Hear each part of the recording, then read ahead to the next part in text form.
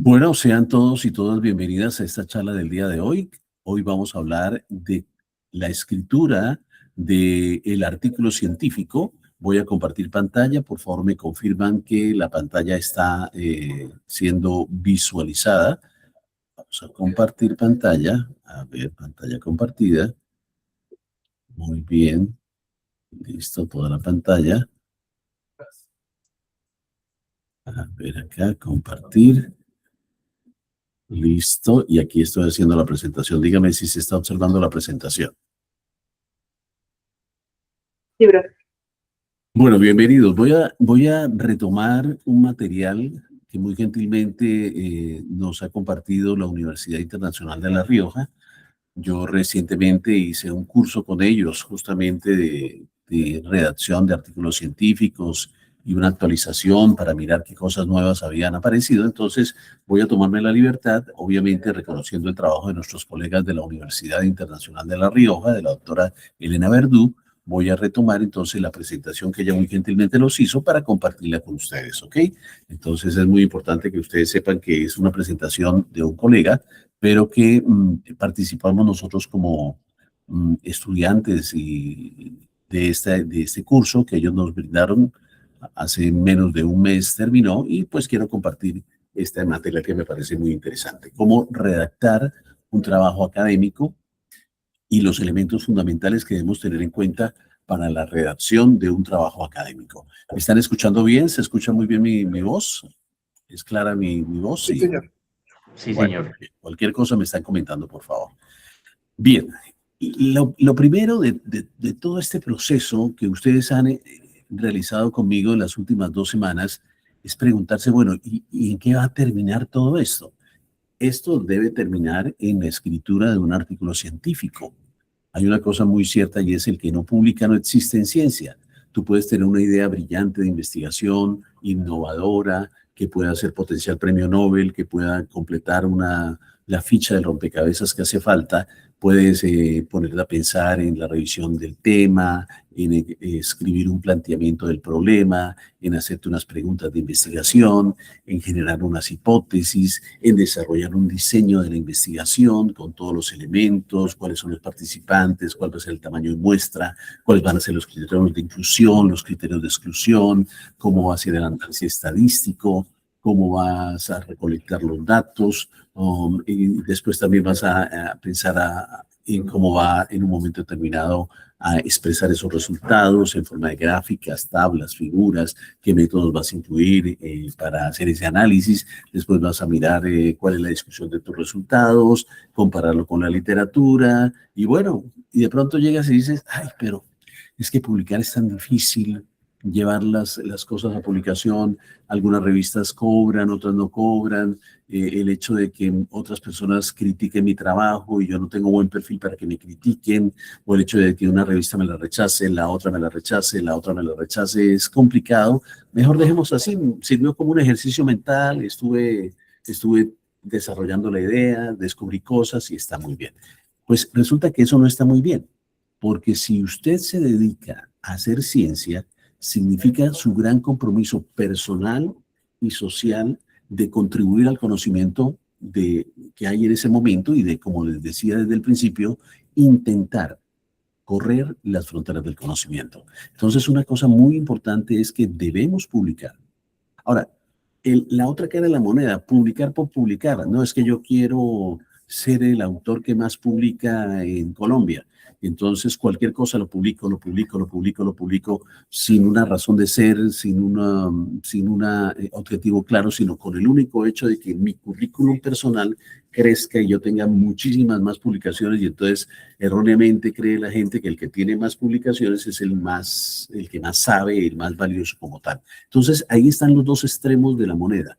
Nunca publicar por ciertos temores o miedos o limitantes o publicar por publicar. Entonces, ahí están los dos elementos importantes. De hecho, ayer les compartí 2 artículos. Me gustaría que ustedes pudieran leer uno de autores que publican un artículo cada 5 días. Muy bien. Y la otra que es que no todo lo que se publica es cierto, de Ionadis, del doctor Ionadis de la Universidad de California. Esos artículos en PDF se los compartí ayer. Valdría la pena que ustedes lo miraran, lo revisaran para que uno no esté en los dos extremos del mundo. Ni que nunca publicas absolutamente nada haciendo cosas valiosas, pensando en cosas valiosas, o que estás publicando permanentemente por publicar y publicar y publicar sin ningún sentido. ¿Ok? Entonces, cuando llegamos a nuestras propias investigaciones, nosotros queremos mirar por qué investigamos. Entonces, en muchas ocasiones nosotros investigamos por interés personal, o por buscar prestigio personal, prestigio a la universidad, o por una característica de autorrealización, porque a mí me interesa aportar, me interesa investigar, o porque de pronto donde tú estás se te obliga a que si investigas y publicas, te van a promocionar, vas a subir de profesor de cátedra a profesor de planta, a profesor apenas nuevo, a asociado, asistente, etcétera. Entonces, ustedes tienen que preguntarse por qué escribir y publicar artículos científicos es importante para ustedes. Para ustedes, ¿cuál es su objetivo? Su objetivo en la vida como tal, que quiere hacerlos que ustedes se conviertan en científicos, y científicos significa publicar. Ahora, todos queremos publicar, y todos queremos publicar pronto. O sea, entre más pronto podamos publicar, sería interesante. Ustedes que están en tercer semestre, cuarto semestre, quinto semestre, qué bueno que durante su carrera de pregrado publicaran. De hecho, la minoría de estudiantes de pregrado terminan haciendo una publicación durante su pregrado, pero hay alguna minoría que termina haciendo 2, 3, 4 artículos publicables. Todos queremos publicar pronto, ¿no? ¿Pero qué? Pero tenemos que preguntarnos. La pregunta fundamental es, ¿realmente tenemos algo que merezca ser publicado? O sea, tenemos un artículo, un trabajo que está aportando realmente al conocimiento. Es un artículo que es un artículo novedoso, de impacto, que contribuye al conocimiento. Entonces, esto es bien importante. No es publicar por publicar, es publicar algo que esté aportando, que genere conocimiento, que genere innovación, que genere resolución de un problema que tenga una valía importante para la ciencia como tal, ¿no? Por ejemplo, aquí tenemos una pregunta de una investigación. Análisis de la cantidad de café que consumen los estudiantes de informática durante la semana de exámenes en una universidad. Entonces, usted está interesado en saber qué tanto café toman los estudiantes en una universidad en un momento determinado durante el tiempo de los exámenes que se está llevando a cabo. Y usted concluye, los estudiantes de informática toman más café cuando tienen exámenes. Entonces, aquí esta investigación nos genera algunas preguntas importantes.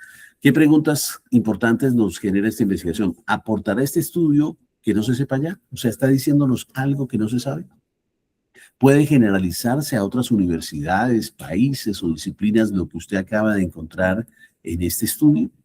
¿Tiene alguna implicación para mejorar el rendimiento académico, la salud o el diseño de políticas educativas, lo que tú acabas de hacer? ¿O puede usarse este conocimiento para algo práctico, para algo que marque practicidad? Entonces, no es que ninguna investigación sea valiosa, sino que hay que mirar cómo puede uno, ese interés científico que tú tienes, poderlo convertir en algo relevante, en algo importante, en algo relevante. Entonces, aquí tenemos el análisis. Aquí es un análisis descriptivo. ¿Qué cantidad de café consumen los estudiantes de informática durante la semana de exámenes? Pero esto mismo podría irse acompañando de otros elementos. Por ejemplo, ¿qué factores pueden estar asociados al consumo de café? O cómo el consumo de café puede afectar el rendimiento académico durante los exámenes. O qué efectos adversos en el rendimiento académico o en las horas de sueño podría tener el consumo de café durante el tiempo de los exámenes. O sea, fíjate que quieres saber cómo se comporta el café y quieres saber cómo se comporta el café en un tiempo específico determinado que te interesa, que son los exámenes, donde tú sabes que en los exámenes todos estamos estresados, ansiosos, angustiados, estudiando, trasnochando, etcétera. Pero fíjate que vas más allá si adicionas algunos otros aspectos importantes e interesantes a este problema que estás planteándote, porque esto generaría un aporte mayor. Y un aporte mayor que haría que probablemente esto que podría ser solamente descriptivo, puedas darte connotaciones de información que no sean solamente descriptiva, sino que sea de pronto un análisis más analítico, o sea, una investigación analítica, y que no solamente pueda ser útil para la población a la cual tú estás estudiando, sino podría ser útil también a otras poblaciones de otros universitarios en tiempo de exámenes universitarios, que podría ser importante. Entonces, fíjate eso. Siempre que te hagas una pregunta, pregúntate, ¿eso me va a servir solamente para mí? ¿Solamente para mi entorno? ¿Y va a ser solamente algo descriptivo o va a generar un poco de cosas mayores como tal, ¿no? Entonces, como les decía, puedes mejorar este interés investigativo vinculando el consumo de café con el rendimiento o con el nivel de ansiedad o con la calidad de sueño o comparando diferentes carreras. Este es el comportamiento de los de informática, cómo es el comportamiento de los de medicina, comparado con los de comportamiento con los de abogacía o con los de ciencias sociales, etcétera. Proponer recomendaciones prácticas para mejorar el bienestar del estudiante. O sea, todo esto es para decirles que sus ideas son valiosas, pero háganlas más valiosas, háganlas más innovadoras para que su investigación sea de mayor impacto. Y este mayor impacto, además de contribuir más a la ciencia, facilitará el proceso del camino hacia la publicación. Los editores de revistas médicas buscan artículos que justamente prolonguen la frontera del conocimiento, aclaren grandes problemas, tengan gran utilidad práctica para las decisiones médicas en el área que nosotros nos movemos, en las decisiones médicas o las decisiones que se tomen en biología. Es muy importante y los editores entonces le dan una mayor priorización a ese tipo de artículos como tal. Bueno, ahora, hay que dar respuesta a la pregunta de investigación, ¿no? Y hay que dar respuesta a la pregunta de investigación, pero tenemos que ser concisos y concretos. A veces nos engomamos con los datos que obtuvimos y a veces empezamos a generar ideas y a hacer dispersión de ideas que se van más allá de los datos que nosotros tenemos. O sea, nosotros tenemos que centrarnos en los datos que tenemos y preguntarle a los datos, ¿qué me estás diciendo? ¿Qué representan esos datos? ¿Qué conclusión puedo obtener de esos datos, no? Porque a veces uno puede empezar a alucinar, como hace a veces la inteligencia artificial. A partir de unos datos empieza a crear otras cosas y otras cosas y otras cosas que se salen del foco como tal. Entonces es muy importante que nos hagamos concreto al respecto de los datos que nos ha arrojado la investigación, ¿no? Bueno, es muy importante también que cuando usted ya tiene toda esa información, empiece a hacer un borrador convincente de cada uno de los ítems que corresponden a un artículo científico, que es lo que hoy vamos a ver.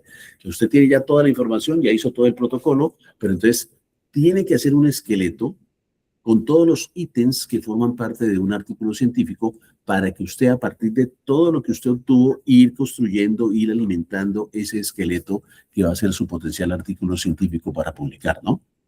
Lo otro importante es que vaya preparando el cover letter. El cover letter es la carta que uno dirige al editor de la revista, o sea, la carta de presentación, por así decirle. Por ejemplo, cuando usted va a publicar un artículo, usted dice, estimado editor, este artículo quiero enviarlo a su prestigiosa revista y tiene que hacer una pequeña presentación de este artículo. Este artículo se basa en tales y tales cosas, tiene como objetivo tratar de responder a esta pregunta de investigación. Creemos que nuestro artículo es una idea original que va a aportar sinceramente y seriamente al conocimiento de esta situación particular.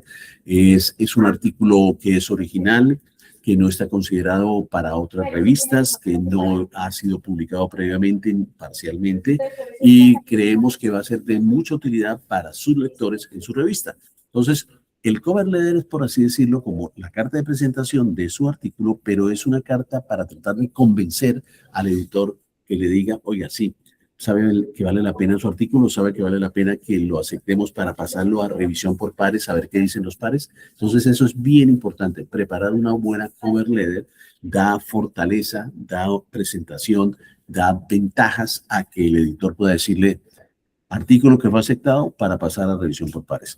De hecho, la mayoría de revistas dice que solo acepta menos del 10%, menos del 8% de los artículos que se envían. Y es una realidad. O sea, muchos de los artículos no son aceptados para pasar a revisión por pares porque el autor escogió una revista que su perfil de la revista no era el tema de interés para su problema de interés en su investigación. Entonces, ese es uno de los elementos que ustedes deben aprender como investigadores. Ustedes deben conocer las revistas y deben conocer el tema o el tópico principal que la revista le interesa publicar. ¿Cómo lo hace? Pues usted va mirando que han publicado esa revista.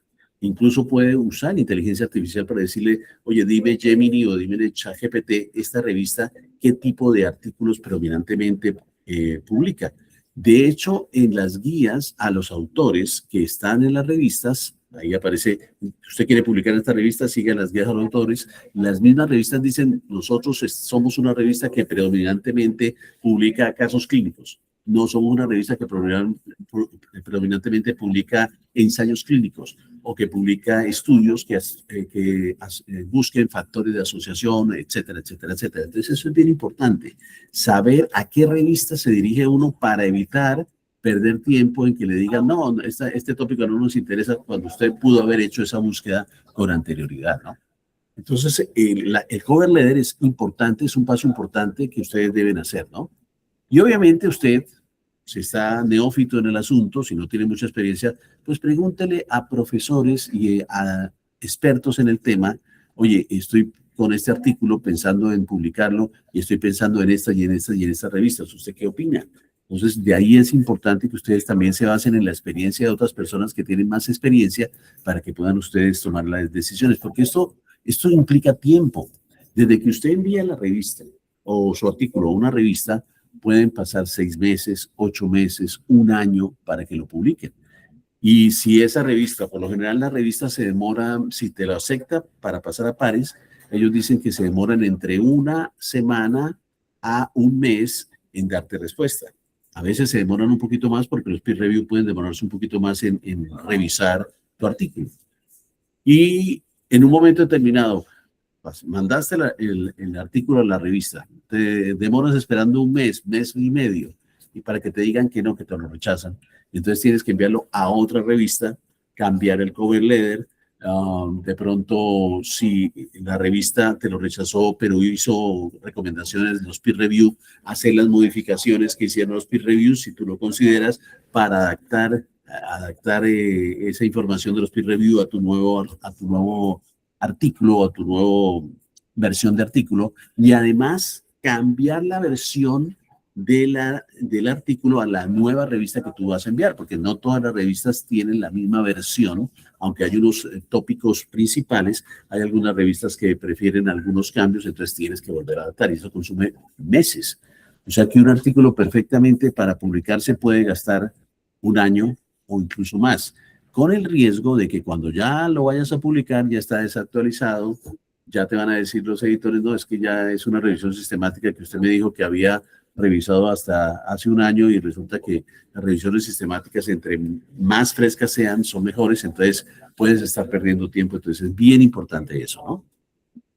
Bueno, hay que ser sincero y uno en la vida tiene que ser sincero con lo que hace y con lo que uno cree que está haciendo y es importante preguntarse si este paper o este trabajo que yo estoy haciendo es novedoso, si este paper o este trabajo que estoy haciendo es relevante, si este paper o este trabajo que estoy haciendo es riguroso, o sea, yo he hecho las cosas bien, como aprendieron en el curso de metodología, hice una buena pregunta de investigación, tuve en cuenta los elementos de la pregunta de investigación, hice una buena revisión del tema, estoy totalmente seguro que esto ya no está publicado, que esto ya no ha sido respondido por otros autores, planteé muy bien el problema, justifiqué muy bien, tengo muy claros los objetivos, hice un diseño metodológico estricto, recolecté la información de forma adecuada, hice un análisis estadístico correcto, o sea, es riguroso, tiene calidad mi artículo, o yo quiero publicar por publicar porque pues, ya perdí un año aquí haciendo un poco de cosas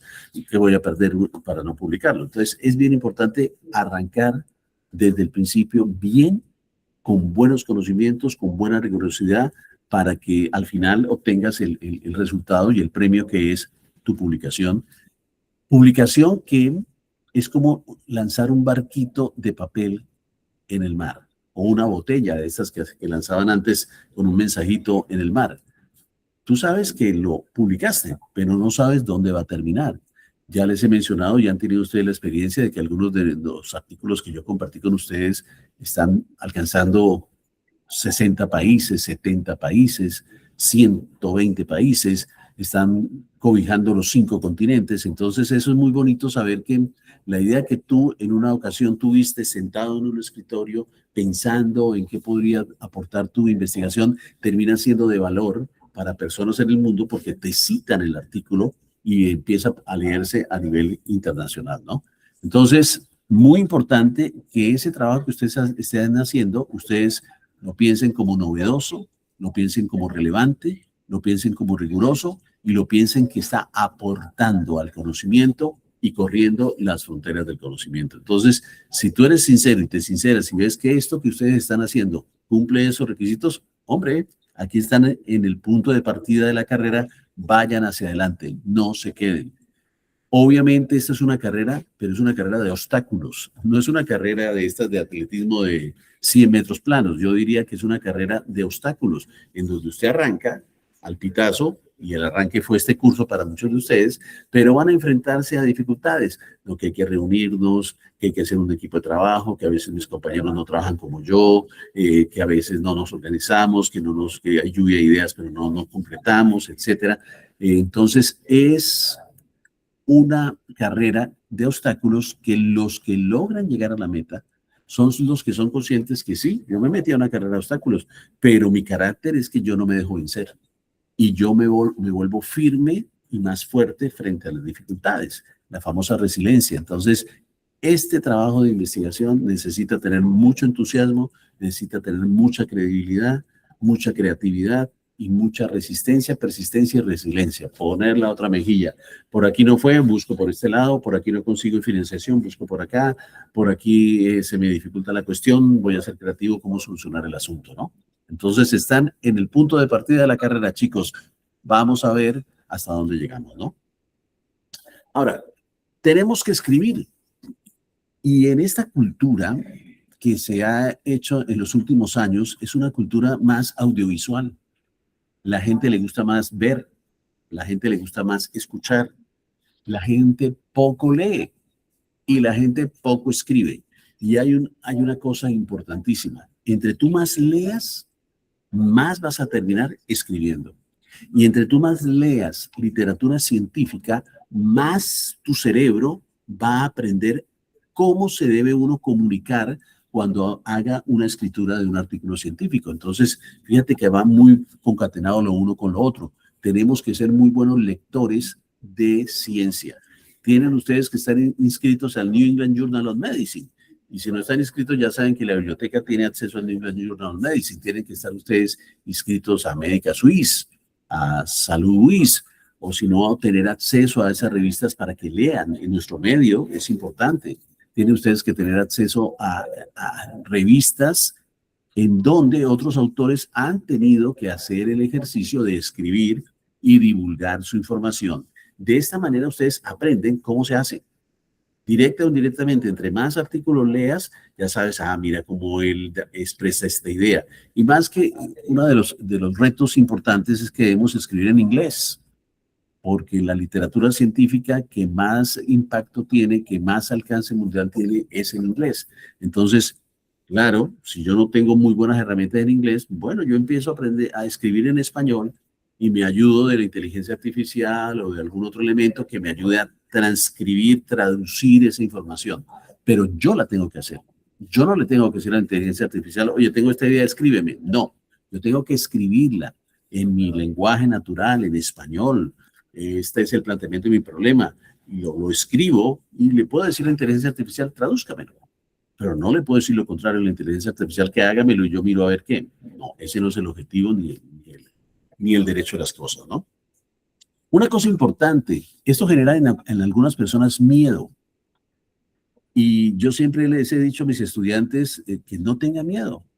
De hecho, los trato de motivar, incluso a veces los presiono y me disculpan si se han sentido así, pero los presiono de que salgan ese miedo, saquen ese miedo, porque el miedo es el peor enemigo.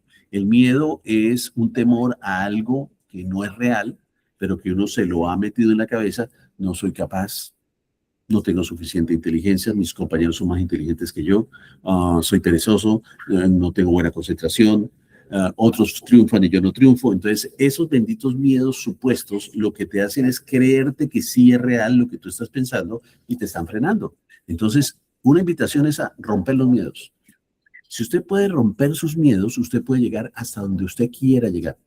Perfectamente se puede ganar el premio Nobel de Medicina, sí señor, se puede ganar el premio Nobel de Medicina si usted cree ciegamente que lo va a lograr y si trabaja por ello. Entonces, uno de los miedos que más afecta a la gente es el miedo al fracaso, es el miedo al ridículo, el miedo a que se burle la gente de uno.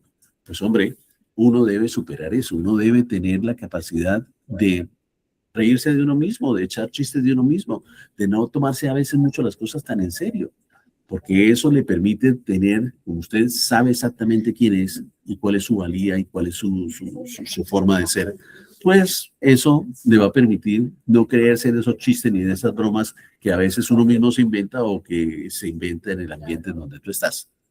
Y el fracaso, al contrario, el fracaso es la mejor oportunidad para aprender.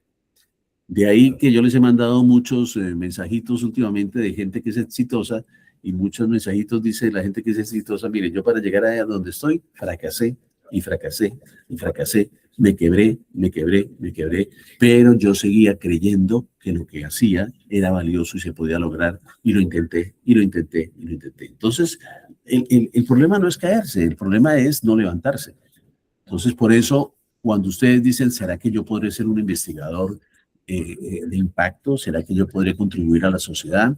¿Será que podré publicar mi primer artículo siendo estudiante de pregrado? ¿Será que podré en un momento determinado ser leído, ser citado internacionalmente como son mis profesores? Pues claro que lo pueden hacer. Y de hecho están en el camino para lograrlo. Pero entonces, por favor, no tengan miedo. Superen esos miedos y sobre todo superen el miedo al fracaso. Al contrario, si fracasaron, agradezcanle a la vida que fracasaron y analicen ese fracaso para mirar de ese fracaso qué cosas pueden aprender para volver a retomar el camino, ¿no? O sea, estamos en la carrera, vino un obstáculo y ustedes se tropezaron con ese obstáculo, ¡pum!, cayeron. Tranquilos, levántense y sigan corriendo. ¿Ok? Muchas carreras se han visto como esa persona que está totalmente convencida y no le tiene miedo al fracaso, se cae en la primera, queda atrás y llega a coger tanto ritmo que termina ganando la competencia. Y obviamente ganar la competencia es importante e incluso terminar la competencia, que es muy importante. Bueno, desconocer la modalidad de escritura científica. O sea, la única manera de aprender a escribir literatura científica es escribiendo. Ese ejercicio que ustedes están haciendo en este curso, que es hacer su propuesta de investigación, que es escribir su propuesta de investigación, ustedes escribiéndola por ustedes, espero que sean ustedes y no la inteligencia artificial lo que lo esté haciendo, si no sean ustedes, pues les está permitiendo aumentar su capacidad de escritura científica. Nosotros también tenemos un curso de escritura científica en inglés, que más adelante les voy a mencionar, para que ustedes, si quieren pulir un poquito más esas herramientas, pues lo hagan. Pero si ustedes leen mucha literatura científica y empiezan a hacer lo que están haciendo, pues esos cursos serán informativos o de reforzamiento, etcétera. Pero lo más importante es que ustedes arranquen por ustedes mismos en este proceso de escritura científica. Bueno, la capacidad de expresión escrita. Nosotros nos expresamos más verbalmente, por emoticones, por papelitos, por mensajitos, etcétera, pero la escritura la hemos perdido. Debemos acostumbrarnos a expresar nuestras ideas de manera escrita, que es muy importante. Y lo otro, y el otro elemento que hay que, contra el cual hay que luchar es la crítica. A veces nosotros no somos muy abiertos a que nos critiquen. Nos sentimos ofendidos, nos sentimos mal. Entonces, desde el punto de vista científico, al contrario, la crítica es muy bien recibida, porque la crítica permite reconstruir tus ideas, reconfigurar el ambiente del conocimiento que estás generando. Entonces, no deben tener resistencia a la crítica constructiva, obviamente, académica de otros. Entonces, cuando yo mando un artículo y los revisores dicen, no, es que su introducción no está bien, sus ideas no están adecuadas, su lenguaje en inglés está malo, sus métodos son inadecuados, pues uno tiene que mirar realmente si acepta lo que dicen los revisores, porque a veces los revisores están un poco sesgados, pero en la mayoría de casos son muy transparentes, muy objetivos, y obviamente aceptar esa crítica y reconstruir lo que tú estás haciendo. Ahora, aquí es una cosa importante, no se trata de escribir joyas literarias, porque esto es la escritura científica, no es la escritura literaria.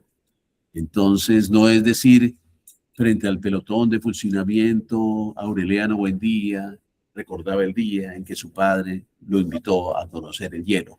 Eso es una cosa muy significativa. ¿De qué autor? A ver, de qué estamos hablando ahí? ¿Cuál es el autor de ese párrafo tan famoso? García ¿Alguien Márquez. sabe? García Márquez. Claro, nuestro gran Gabriel García Márquez, ¿verdad? Entonces, no es escribir así en forma literaria. Claro que ustedes pueden desarrollar también el ambiente de escribir en forma literaria. Yo escribo poesía, en forma de poesía, en forma literaria, en forma de prosa, pero ese es el ambiente de la literatura, ese es el ambiente de la poesía. No, aquí es el ambiente de la ciencia. O sea, aprender a escribir ciencia, ¿no? Bueno, muy bien. ¿Cuáles son los consejos entonces para escribir ciencia, para hacer una escritura científica? Primero, claridad. Usted tiene la idea aquí, pero aunque les parezca algo curioso y algo raro, transmitir su idea hacia otras personas es una virtud que tiene que desarrollarse, porque usted puede tener una idea, pero si no es capaz de transmitirla, pues estás cortando la corriente de comunicación. Entonces hay muchos profesores muy brillantes, pero cuando van a dictar una clase nadie les entiende, ellos vuelan, hay fuga de ideas, dicen un pocotón de cosas y al final el estudiante sale de esa clase, oye, ¿y usted entiende? No, ¿qué quería decir el profesor? Ni idea. Hay otros profesores que no son tan brillantes, pero que tienen la capacidad de transmitir una idea, la tienen aquí tan clarita en la mente que son capaces de llevársela a su mente y usted se imagina todo el escenario, toda la situación, todos los mecanismos que están ocurriendo. ¡Wow! ¿Por qué? Porque en ciencia es muy importante la claridad. Realmente está claro lo que quiero decir, realmente lo que yo tengo claro y yo entiendo, soy capaz de escribirlo en un párrafo y que otra persona que lo lea termina llegando a la misma idea que yo quería expresar. Lo otro importante es que debe ser conciso lo que uno escriba. Menos es más en ciencia. O sea, usted no tiene que adornar tanta la cosa, tiene que ser conciso, frases cortas y ideas por párrafo. Una idea no mezcle varias ideas en un párrafo. Haga por cada idea un párrafo y que sea una idea, un párrafo corto y conciso y claro, ¿no? Obviamente muchas de las ideas que yo estoy o de las cosas que yo estoy escribiendo son ideas mías o ideas que obtuve de mis resultados de mi trabajo de investigación, pero muchas de ellas son de lo que yo he leído. Entonces, siempre deben ustedes respetar la autoría de aportaciones ajenas. Entonces, si usted, esta idea que está usted plasmando, escribiendo, no es su idea, sino que la tomó de una lectura que usted hizo, usted tiene que colocar la referencia. Entonces, según Julanito de Tal, encontró que el colesterol se asociaba con infarto agudo de miocardio después de hacer tales experimentos, entonces usted tiene que referenciar a las otras personas, o sea, no robar ideas, ¿no? Y evitar jergas o términos informales, o sea, porque muchas jergas solo la maneja cierto subgrupo de la comunidad y entonces se corta la claridad de la idea que usted quiera. A veces también las siglas, a veces si no son siglas universales, hay que tratar de primero plasmarlas en forma completa en el texto y entre paréntesis colocar la sigla para que se la va a utilizar después, pues use la sigla, pero ya el lector sabe que HF es heart failure, es falla cardíaca y que no es cualquier otra cosa adicional, ¿no? Y aquí lo importante, chicos,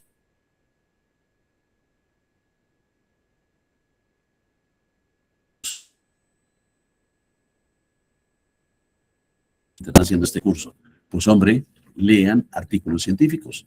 Todas las semanas el New England Journal of Medicine saca un número, los días jueves, hoy está saliendo un nuevo número, vayan a la biblioteca, abran New England Journal of Medicine y léanse el artículo de revisión de tema o de ensayo clínico de la semana o el aporte de un estudio observacional para que ustedes lo lean desde el principio hasta el final, vayan pensando cómo es la idea, cómo generó la idea el investigador, cómo la está transmitiendo, cómo la está expresando.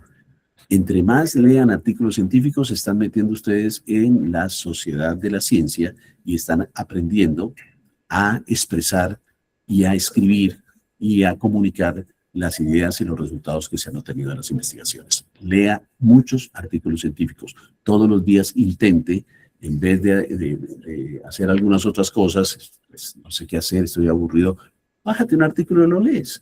Y eso va contribuyendo a tu cerebro para que vaya generando todas esas sinapsis que se necesitan para aprender a escribir un artículo científico. Ahora, hay muchos tipos de artículos científicos. Hay artículos científicos de investigación originales, hay revisiones narrativas, revisiones de la literatura. O sea, puedes hacer un artículo de revisión, un artículo de investigación, puedes un capítulo de un libro, un resumen de una conferencia, un reporte de casos.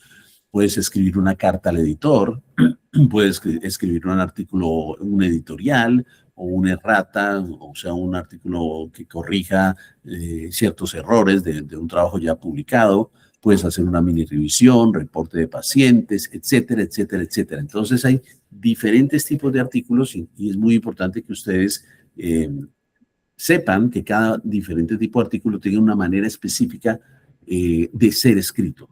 Aquí lo que nos interesa revisar con ustedes son los artículos originales, ¿no? Los artículos de investigación, que es lo que ustedes están haciendo. Y obviamente las revisiones sistemáticas, que uno de sus grupos también está haciendo revisiones sistemáticas. Entonces vamos a ello.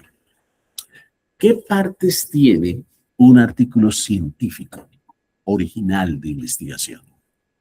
Entonces, primeramente, el artículo de investigación es un informe sobre un estudio realizado por los propios autores. Y este artículo de investigación debe incluir los siguientes aspectos. Primero, un objetivo del estudio, una pregunta de investigación, detalle de los métodos de investigación. Debe mostrar cuáles fueron los métodos que utilizaron para hacer la investigación. Detallar también los resultados obtenidos. Interpretar los resultados debatiendo sobre posibles implicaciones. Este artículo es el artículo original, es el artículo de investigación, es el meollo fundamental de un artículo de una idea original. Y miren las partes que tiene, aquí las podemos fragmentar. Debe tener un título, debe tener después del título los autores, aquí falta colocar los autores, el título, los autores, después debe tener el abstract o resumen, debe tener las palabras claves, debe tener una introducción, debe mencionar materiales y métodos, debe mencionar resultados, debe mencionar una discusión, unas conclusiones, unos agradecimientos, unas referencias y un material de apoyo que se llaman los material suplementario, en donde el autor quiere expandir alguna otra información, entonces puede expandir algunas otras tablas, algunos otros resultados, o incluso el método de análisis estadístico que hizo, lo puede colocar ahí. Entonces, esos son las partes que debe tener un artículo original de investigación. Vamos a repetirlas otra vez. Título, autores, abstract, palabras claves, introducción, materiales y métodos, resultados, discusión, conclusiones, agradecimientos, referencias y material de apoyo en general.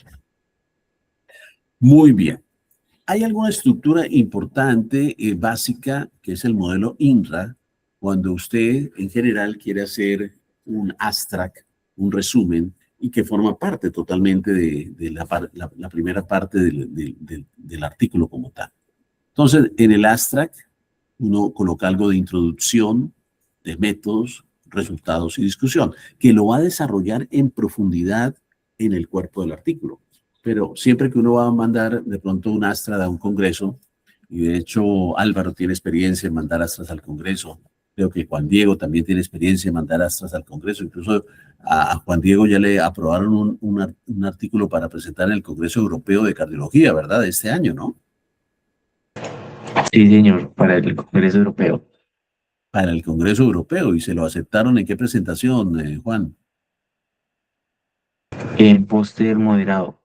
En póster moderado. Eso significa que tienen la posibilidad de no solamente presentar el póster, sino discutirlo en vivo y en directo durante unos 10, 15 minutos con la audiencia que esté interesada en participar. O sea, muy interesante ese póster moderado de Juan. También Álvaro tuvo experiencias para presentar un póster, ¿verdad, Álvaro? ¿En qué evento presentaste un póster? Sí, señor profe, en el Congreso de Anatomía que hubo aquí en la facultad. En el Congreso Panamericano de Anatomía. ¿En qué caso presentaste tú, Álvaro? Uno de Wolf Parkinson White. Ah, muy bien, un caso clínico de Wolf Parkinson White. Bueno, muy bien. Entonces, Sí. fíjense que ha habido experiencias entre ustedes de ya haber pasado ese peldaño de presentarse a un congreso, ya sea nacional, internacional. Álvaro fue el Congreso Panamericano de Anatomía y Juan el Congreso Europeo de Cardiología. Qué interesante. Y en la construcción del Astra, que entonces tú tienes que colocar, además del título de los autores, cuál es la introducción, una pequeña introducción, una pequeña información sobre materiales y métodos, los resultados principales y la discusión a la que obtienen, ¿no? Fíjense cómo que esto es el abstract, pero que este abstract va a ser también parte ya desarrollada más en profundidad dentro del esqueleto del artículo. Fíjate que aquí en la introducción lo que tú tienes que tener claro es que yo debo expresar lo que pretendo hacer con esta investigación. El tiempo por lo general es en tiempo presente. Los métodos es cómo lo hago o cómo lo hice, porque ya terminó, ya estoy mostrando los resultados de la investigación, entonces es en tiempo pasado. Los resultados, o sea, que obtuve, pues obviamente en tiempo pasado, y la discusión, por qué lo obtengo, por qué es importante, qué es lo valioso de lo que encontré en el tiempo presente como tal. Muy bien. Ahora, aplicar esta estructura básica de este modelo de introducción, métodos, resultados y discusión permite proveer un flujo lógico al contenido, o sea, hace que el contenido sea lógico, facilita a los lectores localizar contenido específico dentro del artículo y proporciona todo el contenido necesario para que el trabajo pueda ser replicado, porque eso es muy importante. En la ciencia es muy importante la reproducibilidad, la replicabilidad de nuestros resultados. Aquí hay una información para que ustedes la amplíen de una editorial, que es Springer, una de las más grandes editoriales en el mundo, en donde les enseñan cómo estructurar su manuscrito y habla un poquito más en profundidad de este método INRAD que les estoy mencionando, ¿no? Entonces ahí se las dejo para que puedan ustedes consultarla más en profundidad. Bueno, entonces hablemos de la introducción. Esta partecita que es la inicial de introducción. ¿Cuáles son los contenidos de la introducción? ¿Por qué el problema a tratar es importante? O sea, debe quedar especificada en la introducción por qué el problema a tratar es importante, mostrar las lagunas que hay de la literatura en el tratamiento del problema y especificar los objetivos y la hipótesis de su investigación. Esos son elementos que deben ser destacados y que deben estar incluidos en lo que corresponde a la introducción a su artículo, en lo que corresponde a la introducción a su artículo. ¿Por qué el problema a tratar es importante? ¿A quién le estás escribiendo? Al lector. Obviamente está la idea en tu cabeza, tú la tienes clara, pero tú la tienes que ir expresando o ir escribiendo a alguien que te va a leer. En primera instancia te lo va a leer el editor de la revista, en segunda instancia te lo van a leer los peer review y en tercera instancia te lo van a leer los lectores en todo el mundo. Entonces esta es la capacidad de tú ser un ciudadano del mundo, convertirte realmente en un ciudadano del mundo y no pasar por esta vida de agache desapercibido. De hecho, casi que se podría hablar de la inmortalidad. Ustedes hablan de Homero, la Odisea. Homero escribió la Odisea hace 2800 años. Ese señor en Grecia, hace 2800 años, creó esa historia. Y esa historia hace 2800 años y actualmente la estamos leyendo, volviéndola a leer y la estamos viendo en películas famosas que se van a arrasar con los premios Óscares. O sea, fíjate la inmortalidad. Homero lo conocemos, un señor que vivió hace 2800 años, que ya se murió, que ni siquiera los huesos ni la tumba se puede encontrar, pero que sus obras y sus ideas todavía nos están llegando. Entonces, eso es bien importante. El alcance y el poder que ustedes tienen al escribir es súper, súper importante y súper valioso. Entonces, ustedes deben saber ese poder y ese valor que tienen y deben tener la capacidad, por ejemplo, en la introducción, de hacer estos 3 elementos, que queden plasmados en la introducción, porque el problema a tratar es importante. ¿Qué lagunas en la literatura y en el conocimiento de este problema hay en este momento? ¿Y cuál es mi objetivo y qué hipótesis tengo con esta investigación? Obviamente, para construir la introducción, que es el planteamiento del problema que ustedes están haciendo en su propuesta de investigación, yo debo realizar una revisión bibliográfica lo más amplia posible con los términos mesh y no mesh que más pueda yo a permitirme cubrir toda la información publicada de este problema. Y debo retener los artículos, leerlos y criticarlos de manera científica. ¿Qué significa? Oye, este artículo es valioso para mí, es de alta calidad, está en relación con lo que yo quiero analizar. Este artículo es de mala calidad y no está en relación con el tópico específico. Y bueno, ese no lo voy a tener en cuenta como tal. Entonces, es bien importante. Ahora, no es que uno limpie la información o seleccione la información, solo voy a seleccionar los artículos que están de acuerdo con mi hipótesis. Los que estén en contra de mi hipótesis los dejo por fuera. No, no es eso.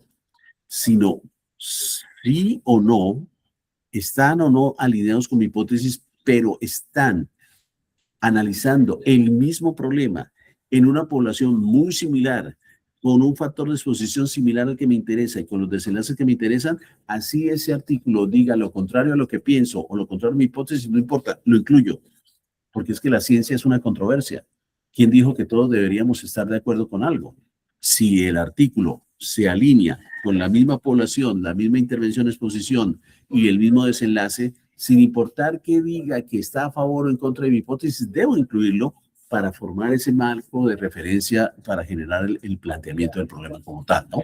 Entonces, es bien importante hacer esa revisión de la bibliografía para escribir esa introducción. Ahora, en esa introducción, el lector se hace una idea del estado actual del tema. Obviamente, usted se hizo la idea, usted es el autor, pero esa idea que usted se hizo se la tiene que plasmar en el paper para que el lector se haga la idea, también como usted ya lo hizo, del estado actual del tema. Además, en la introducción, el lector que está leyendo su introducción puede decir si lee o no una fuente de la que usted refirió. Entonces, es bien importante. Y también el lector, en la introducción que usted está escribiendo, puede decir, ¿sabe qué? Este artículo me parece que está como flojo, como que no es interesante para mí, no lo leo. Pero aquí en la introducción usted podría capturar al lector y el lector decir, wow, este artículo como que está interesante. Entonces empiezas tú a capturar como los influencers, a capturar seguidores. Pues caramba, nosotros queremos capturar seguidores de nuestras ideas, de nuestros pensamientos, de nuestros resultados, de nuestra investigación. ¿Y dónde los capturas? No los capturas en los medios electrónicos como tal, los capturas en el mismo artículo, en la parte de la introducción. Entonces, en la introducción puedes convencer al lector de que siga leyendo tu artículo, ¿ok? Ahora, la introducción sitúa el trabajo en el contexto de la literatura existente, porque en la introducción tú terminas diciendo en un momento determinado cuál es entonces el problema que quieres enfrentar y cuál es la pregunta que quieres enfrentar y cuál es la hipótesis que tienes. Entonces, pone el aporte de tu trabajo en el contexto de la literatura existente, ¿no? Y obviamente tú expresas, cuando haces la pregunta de investigación, cuando haces la justificación, cuando generas la hipótesis, pues expresas aspectos no estudiados del problema que hicieron que tú hicieras la investigación. Muy bien. Ahora, una cosa importante, aunque usted haya leído mucho y tenga muchas ideas que puedas plasmar en esa introducción, como la introducción tiene un límite de espacio, usted tiene que realmente incluir lo más relevante que está guiando el objetivo de tu investigación. Porque claro, ustedes han hecho una revisión de la literatura para escribir el planteamiento del problema y puede que ya tengan 2, 3 hojas de planteamiento del problema, pero usted lo va a publicar, usted no va a publicar una introducción con un planteamiento de problema o un marco teórico de 2, 3 hojas. Entonces tienes que tratar de seleccionar y escoger lo mejor que puedas escoger para que puedas tener esa información como tal. ¿Ok? Entonces eso es bien importante. Sigamos entonces aquí avanzando. Vamos a ver qué otros aspectos tenemos. Bueno, muy bien. Profe, yo tengo una pregunta, qué pena. respecto a la introducción. Sí, pregúntame. Em, pues nosotros estamos desarrollando aparte el planteamiento del problema, el marco teórico y el marco conceptual, pero pues por lo que entendí ahorita, debemos meter todo eso en la introducción, más o menos una introducción, ¿cuánta extensión debería tener, profe? Fíjate que son dos cosas aparte y te agradezco mucho la pregunta. Ustedes están haciendo la propuesta de investigación. La propuesta de investigación es una propuesta que puede ser más extensa que el artículo a publicar. Nosotros hoy estamos hablando del artículo a publicar. En el artículo a publicar, la introducción es de 1, máximo 2 párrafos. Pero en lo que tú estás haciendo de la propuesta de investigación y el planteamiento del problema, puedes expandirte muchísimo más, 1 o 2 hojas sin ningún problema, porque es una propuesta de investigación. Por lo general, cuando las entidades piden que usted haga una propuesta de investigación para que ellos te financien el trabajo de investigación, ellos colocan límites, dicen, hágame la propuesta de investigación en no más de 10 páginas. Algunos dicen en no más de 20 páginas, algunos dicen en no más de 25 páginas, toda la propuesta de investigación. Entonces, fíjate que tú dices, bueno, en la introducción puedo gastarme 1 o 2 páginas. Y eso es lo que yo quiero ahora en que ustedes están aprendiendo. Ahora que ustedes están aprendiendo, expláyense, porque lo más importante ahora es tener la experiencia, ganar el estilo, tener la capacidad de poder escribir, de poder redactar. O sea, en este trabajo que están haciendo, ustedes no se limiten, expláyense, porque yo les voy a decir, su propuesta de investigación puede no excederse 30 hojas. Entonces, tienen 30 hojas para que hagan toda su propuesta de investigación. Lo que estamos hablando aquí es ya del artículo para publicar. Y el artículo para publicar sí necesita tener un límite de páginas, o de páginas como tal. Y más que de páginas, ellos hablan de caracteres o de palabras. Entonces, artículos en promedio, en la literatura científica, no se exceden de 3.500, 4.000 caracteres, 4.000 palabras. Algunas revistas aceptan hasta 5.000 palabras, pero es porque es el artículo científico que se va a publicar en una revista que tiene pues limitación y obviamente tiene uno que ser claro, conciso, concreto. En la propuesta de investigación, olvídense, debemos ser un poquito más o podemos ser un poquito más amplio con el único fin de que usted muestre a sí mismo y muestre a los demás que usted hizo una buena búsqueda de la información, un buen planteamiento, una buena justificación, unos buenos objetivos y preguntas. ¿Te quedó claro entonces, Álvaro? Sí, señor, muchas gracias. Bueno, esta es la introducción, 2 párrafos. La introducción son 1 a 2 párrafos y para de contar. ¿Ok? Bueno, muy bien. En los métodos, que es la sesión, importante también después de la introducción, los métodos, materiales y métodos, aunque antes se hablaba de materiales y métodos, actualmente las revistas siguen la indicación INRA, que dice métodos. Entonces, los métodos quieren explicar cómo se ha hecho la investigación. Eso es lo que usted quiere hacer en los métodos, explicar cómo se ha hecho la investigación. Hasta qué punto usted siguió unas normas, unos requisitos, unos pasos para llegar a poder diseñar toda esta investigación para obtener resultados y contestar su pregunta de investigación. Ahora, esto de los métodos es muy importante que usted sea lo más claro posible. ¿Para qué? Para que usted permita al lector que si él quiere pueda replicar esa investigación que usted hizo. Porque acuérdense que en ciencia una de las características importantes es la reproducibilidad. Entonces, para ganar credibilidad, ganar validez a las investigaciones deben tener la capacidad de que cuando tú escribes los métodos, escribes todo lo que hiciste paso a paso en cuáles fue la población que usted seleccionó, cuáles fueron los criterios de inclusión, cuáles fueron los criterios de exclusión, cuántos individuos usted seleccionó, el tamaño de muestra, cuáles fueron los procedimientos a los cuales los individuos tuvieron que pasar, qué información usted capturó, qué instrumentos usó para medir esa información, encuestas, equipos que medían variables fisiológicas, etcétera, cómo hizo usted el análisis estadístico, qué métodos utilizó, si la variable era una variable continua, si la variable era una variable categórica, si tenía distribución normal o no tenía distribución normal, etcétera, etcétera. Usted le está dando todos los elementos al lector para que él, si quisiese hacer una réplica de su investigación, hiciera la réplica de su investigación. Y si hace la réplica de su investigación y lo que usted encontró fue bien hecho y es cercano a la realidad, muy probablemente el lector o el investigador en potencia que está leyendo su artículo va a llegar a las mismas conclusiones que usted obtuvo y va a generar una validez de sus resultados. Entonces, eso es bien importante. Cuando hagas materiales y métodos, trata de ser lo más ordenado posible y muestra el paso a paso de lo que hiciste con el fin de dar la claridad de lo que tú hiciste para que el lector evalúe la validez y la calidad de tu investigación y si quisiese, pudiese reproducir tu investigación como tal.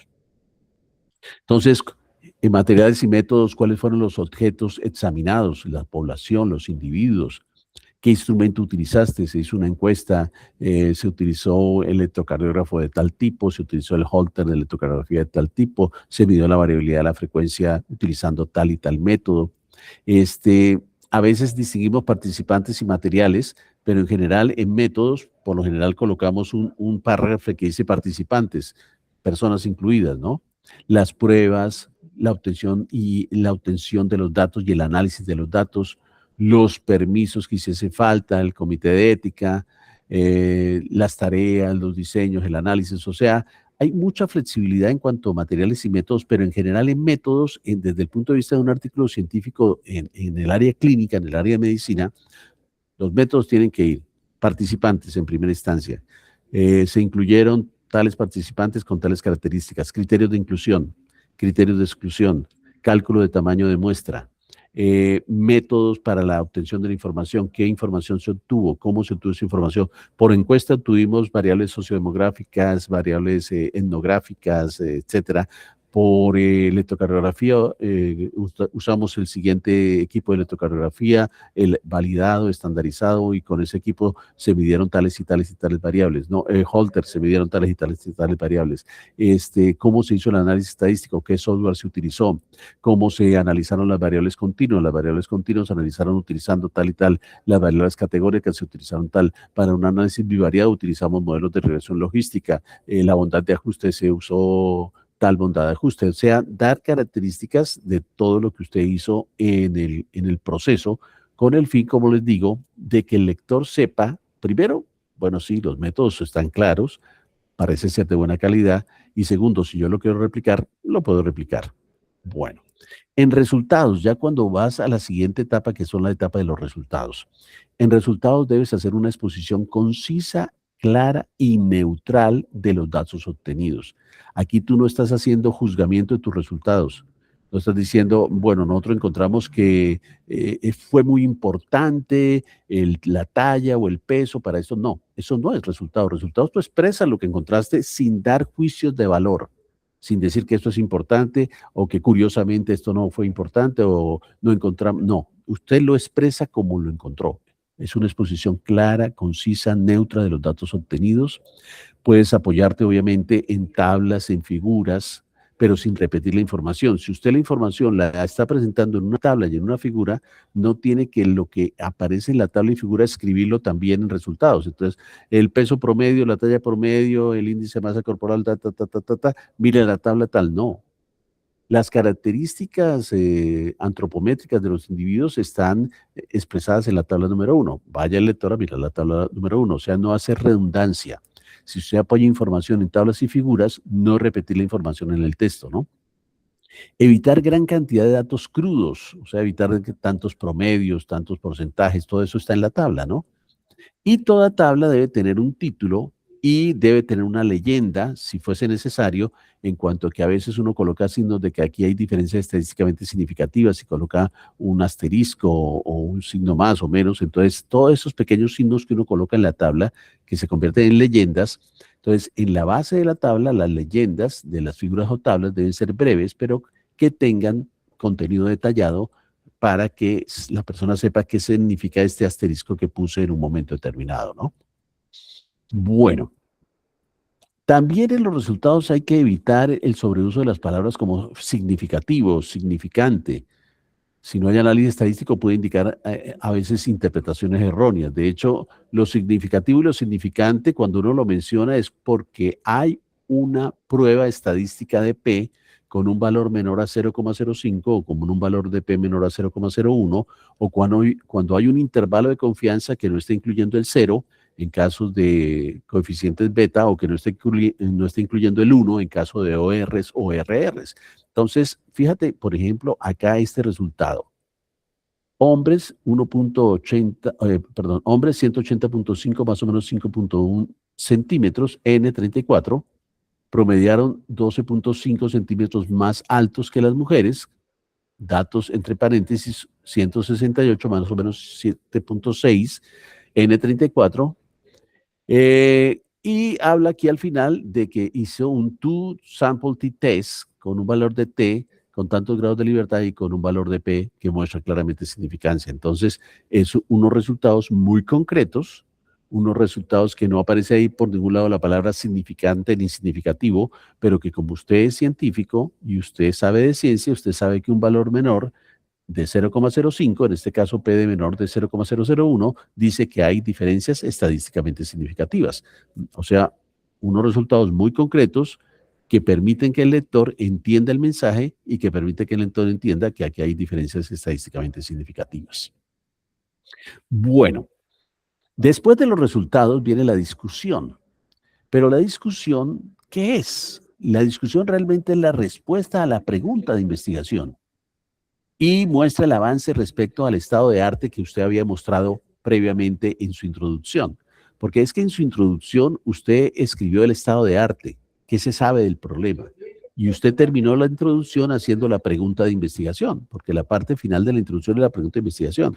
En la discusión, usted lo que quiere es darle respuesta a esa pregunta de investigación y debe mostrar también los avances respecto al estado de arte inicial que usted mostró que obtuvo con su investigación.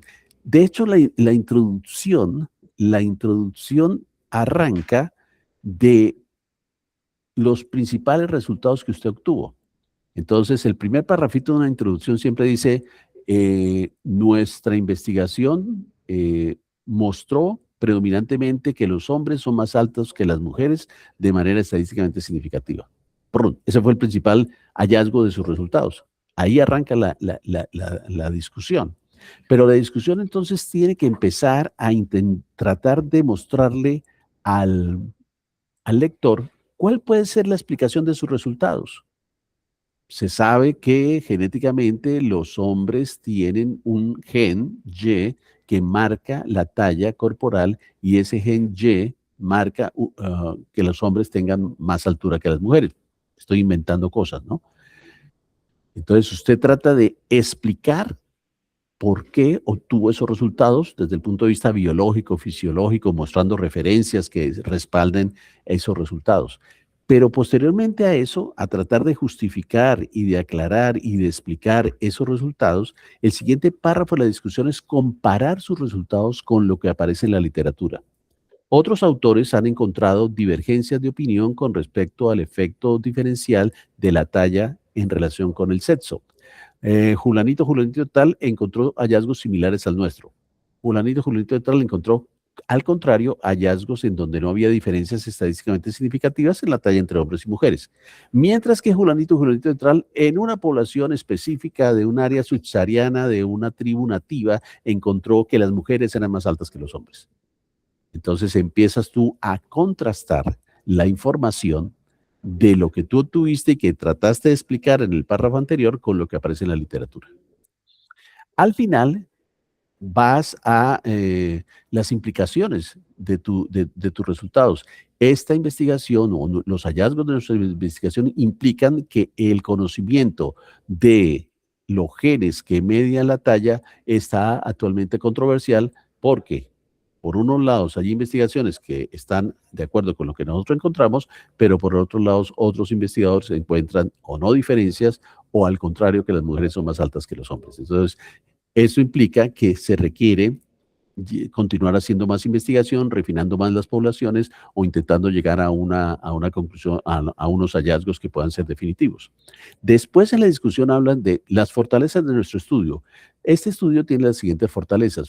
con una población estrictamente seleccionada, evitamos sesgos de selección, evitamos sesgos de información, no, los instrumentos o las encuestas que utilizamos están validadas para nuestro país, los equipos son validados técnicamente, las presiones arteriales, todo fue validado, el análisis estadístico fue de avance, tú hablas de todo lo que da fortaleza a tu trabajo, pero al final de la discusión también hablas de las limitaciones.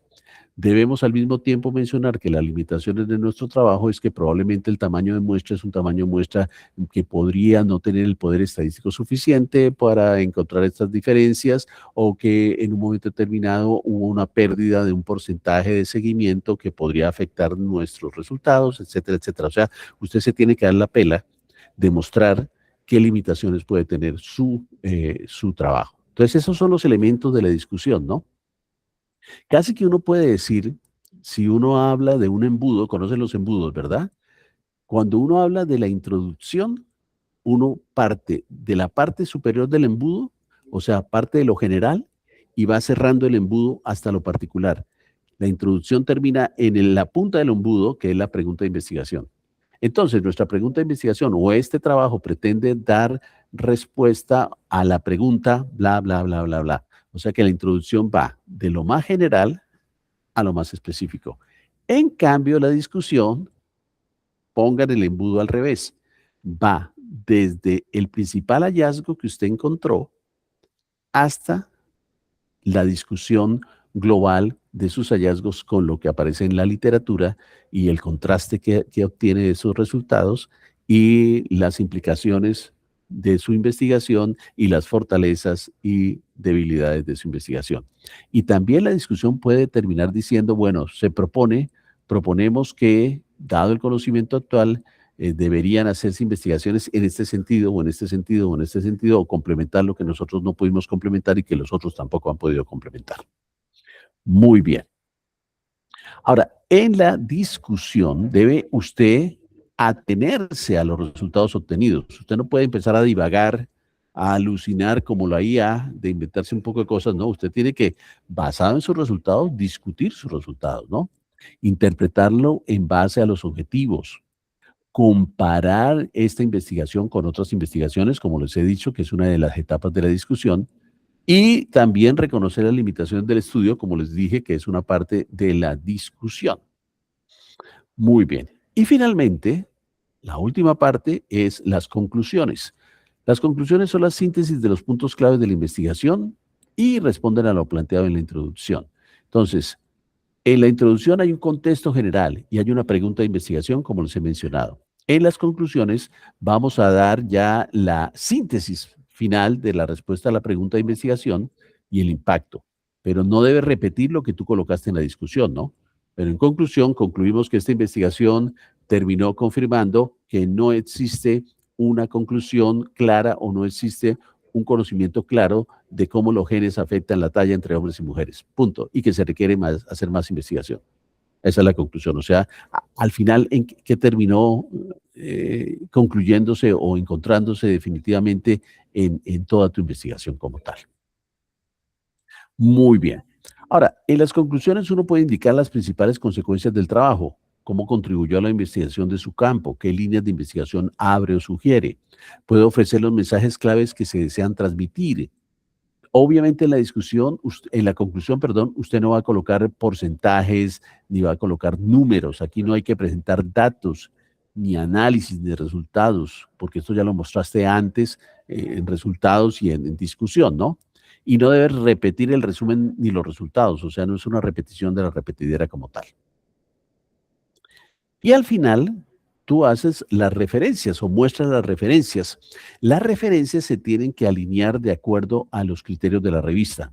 Hay referencias tipo estilo Vancouver, hay referencias tipo APA y hay referencias tipo otros métodos. Entonces, cuando usted envía el artículo a la revista le dice en las guías para autores, le dice, mire, nosotros queremos que usted nos referencie tipo APA. No, nosotros queremos que usted nos referencie tipo Vancouver o otro tipo de referencia. Entonces usted se tiene que alinear a esas referencias, porque en ocasiones a uno le devuelven el trabajo porque qué pena, pero no podemos revisar su trabajo porque usted no siguió las normas que aparecen explícitamente escritas en el website de nuestra revista. Por favor, váyase a leer. Y cuando uno lee, ay, pucha, yo mandé las referencias en estilo Vancouver y esta revista pide la referencia en estilo APA.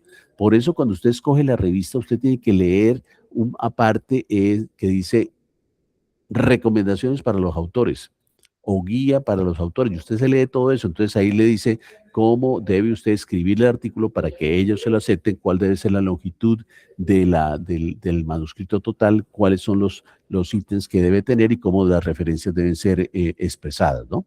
Entonces, aténgase a las normas propuestas por la revista para obtener o para expresar esas referencias.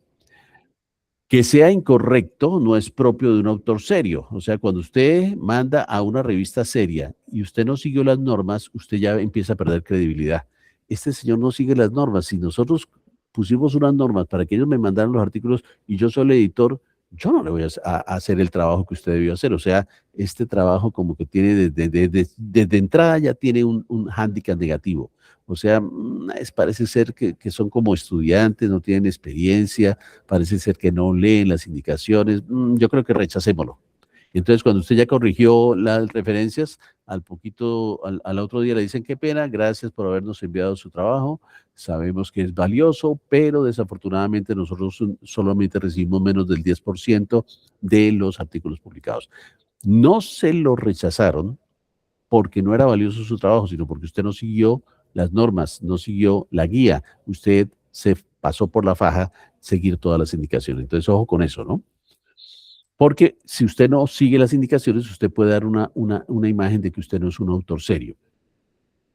Ahora, usted puede utilizar herramientas de Word o un gesto bibliográfico, sí, claro. Está Zotero, está Mendeley, está EndNote, que cuando usted está escribiendo y usa Zotero, Mendeley o EndNote, al mismo tiempo que usted está colocando la referencia dentro del texto, él las está organizando en la parte de referencias, ¿no? Bueno, ahora, el listado de referencias solo contiene referencias citadas previamente, o sea, las referencias que usted coloca en el componente de referencias, debe usted haberlas citado en el texto. Usted no se puede poner a colocar referencias que usted ni siquiera mencionó en el texto, no. Las referencias son las referencias que usted citó dentro del texto, ¿no? Ahora, una cosa importante es que a veces uno quiere citarse uno mismo. Yo tengo trabajos, entonces yo quiero citarme y eso me genera más citaciones. Hay que tener mucho cuidado. En ocasiones, obviamente, sí debe uno citar una investigación previa que uno hizo y es válido. Pero que uno cite esa, más otra, para ganar más citaciones y yo autocitarme no es lo correcto y se ve como falta de seriedad. Pero hay algunas personas que queriendo tener más citaciones en el mundo, empiezan a autocitarse y entonces, claro, aparecen con unas citaciones infladas, pero cuando uno empieza a ver, son citaciones de él mismo, entonces le hace perder seriedad a la persona que está haciendo eso, ¿no? Y fundamentalmente no plagiar todo lo que usted o las ideas que usted exprese que no sean propias, sino que usted haya tomado de otro autor, por favor, referénciela. Porque si usted tomó otra idea de otro autor y usted no la referenció y la gente sabe que no es suya, sino de otro autor, pues usted está haciendo un error ético que se llama plagio. Estaría plagiando una idea. Entonces hay que tener mucho cuidado con eso, ¿no? Bueno, muy bien. Miremos en las revisiones sistemáticas y en este grupo hay un grupo que está haciendo una revisión sistemática. Una revisión sistemática responde a una pregunta de investigación recopilando y resumiendo la evidencia que encaja en un criterio de elegibilidad preespecificado. Las revisiones sistemáticas son el top 10 de la evidencia científica. O sea, habíamos visto la pirámide y llegaba a ensayos clínicos, pero por encima de los ensayos clínicos están las revisiones sistemáticas de ensayos clínicos y obviamente metaanálisis de ensayos clínicos. O sea, es el top 10 de la información. En una revisión sistemática uno intenta responder a una pregunta que es controversial. Entonces es un tema que no se sabe exactamente porque algunos resultados dicen que es positivo, que va en ese sentido, otros dicen que va en sentido contrario. Cuando ustedes se encuentren con problemas en la literatura, en donde unos dicen que esto sí favorece y otros dicen que esto no favorece, esto es un campo para hacer una revisión sistemática, porque las revisiones sistemáticas intentan recolectar toda la información que está publicada y hacer una síntesis de la misma, ya sea numéricamente, eso se llamará metaanálisis, o cualitativamente, si no lo puedes hacer numéricamente, eso se llama revisión sistemática como tal, ¿no?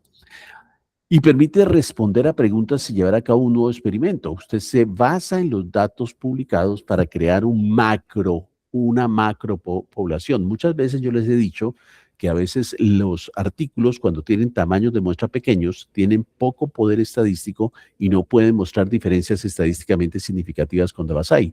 Pero en cambio, en una revisión sistemática, metaanalítica, cuando usted va uniendo más población, esto hace que el poder estadístico se incremente y que tú puedas de pronto empezar a mostrar diferencias cuando no había. En el caso específico de los compañeros que van a hacer la revisión sistemática de los modelos de predicción para Chagas, no se sabe realmente, ningún investigador hasta ahora ha hecho una búsqueda en extensión para decirle a la comunidad científica qué modelos se han publicado, se han hecho en el mundo hasta la fecha para mirar cómo esos modelos pueden predecir un desenlace adverso en pacientes con Chagas. Entonces es un aporte importante a la literatura, ¿no? Y al conocimiento científico, ¿no? Ahora, la revisión sistemática debe hacerse de tal manera que usted diga, estas fueron mis palabras claves que yo utilicé, esta fue la combinación de and, or o not que yo usé, los booleanos, estas fueron las bases de datos que yo utilicé, estos fueron los límites en la búsqueda de tal año a tal año, que no fueran embarazadas, que no fueran animales, etcétera, etcétera. O sea, usted tiene que mencionar, y estas fueron las bases que yo usé, PubMed, Embase, CINAHL, etcétera, LILAC. Usted debe, en los métodos de una revisión sistemática, ser tan claro con todo lo que hizo que cualquier persona en el mundo que quiera reproducir sus resultados, siguiendo sus mismos paso a paso, va a llegar a los mismos artículos incluidos que usted incluyó en su revisión. Entonces, eso es bien importante, ¿no? Y aquí el Sevier, que es un editor muy importante, tiene una academia que es gratis, se llama el Sevier Researcher Academy, en donde ellos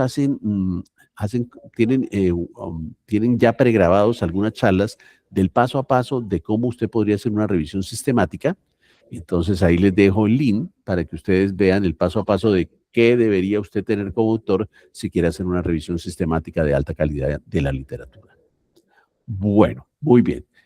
Obviamente la revisión sistemática empieza por un planteamiento de problema, sigue con una pregunta de investigación, que debe ser una pregunta clara y específica, tiene que establecer los criterios de inclusión y exclusión de los artículos. Por ejemplo, aquí les pongo un ejemplo. ¿Cómo de efectiva es la aplicación de modelos de aprendizaje profundo en la detección automatizada de enfermedades pulmonares en imágenes de rayos X en comparación con evaluaciones realizadas por especialistas humanos? ¿Quieres hacer una revisión de tema de esta pregunta de investigación?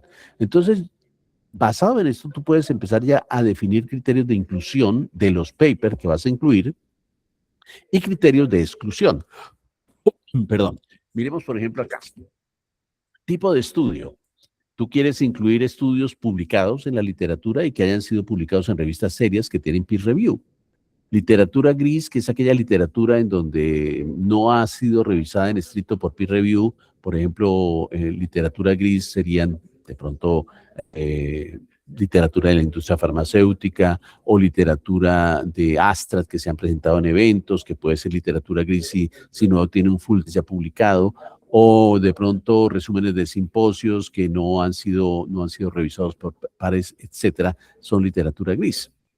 Entonces, tú no quieres esa literatura gris. Tipo de datos, imágenes de rayos X en pulmones, porque eso es lo que tú quieres ver, imágenes de rayos X. Entonces, todos los artículos que hablen de imágenes de rayos X específicamente y que tengan que ver con el tópico de interés tuyo, los vas a incluir. Pero si los artículos hablan de imágenes de resonancia o de imágenes de tomografía, pues no es de tu interés. Por ejemplo, tú quieres aprender el lenguaje profundo, eso se llama Deep Learning. Entonces, artículos con otra aproximación de inteligencia artificial como Machine Learning clásico probablemente no estarán dentro de tu radar, entonces serán criterios de exclusión.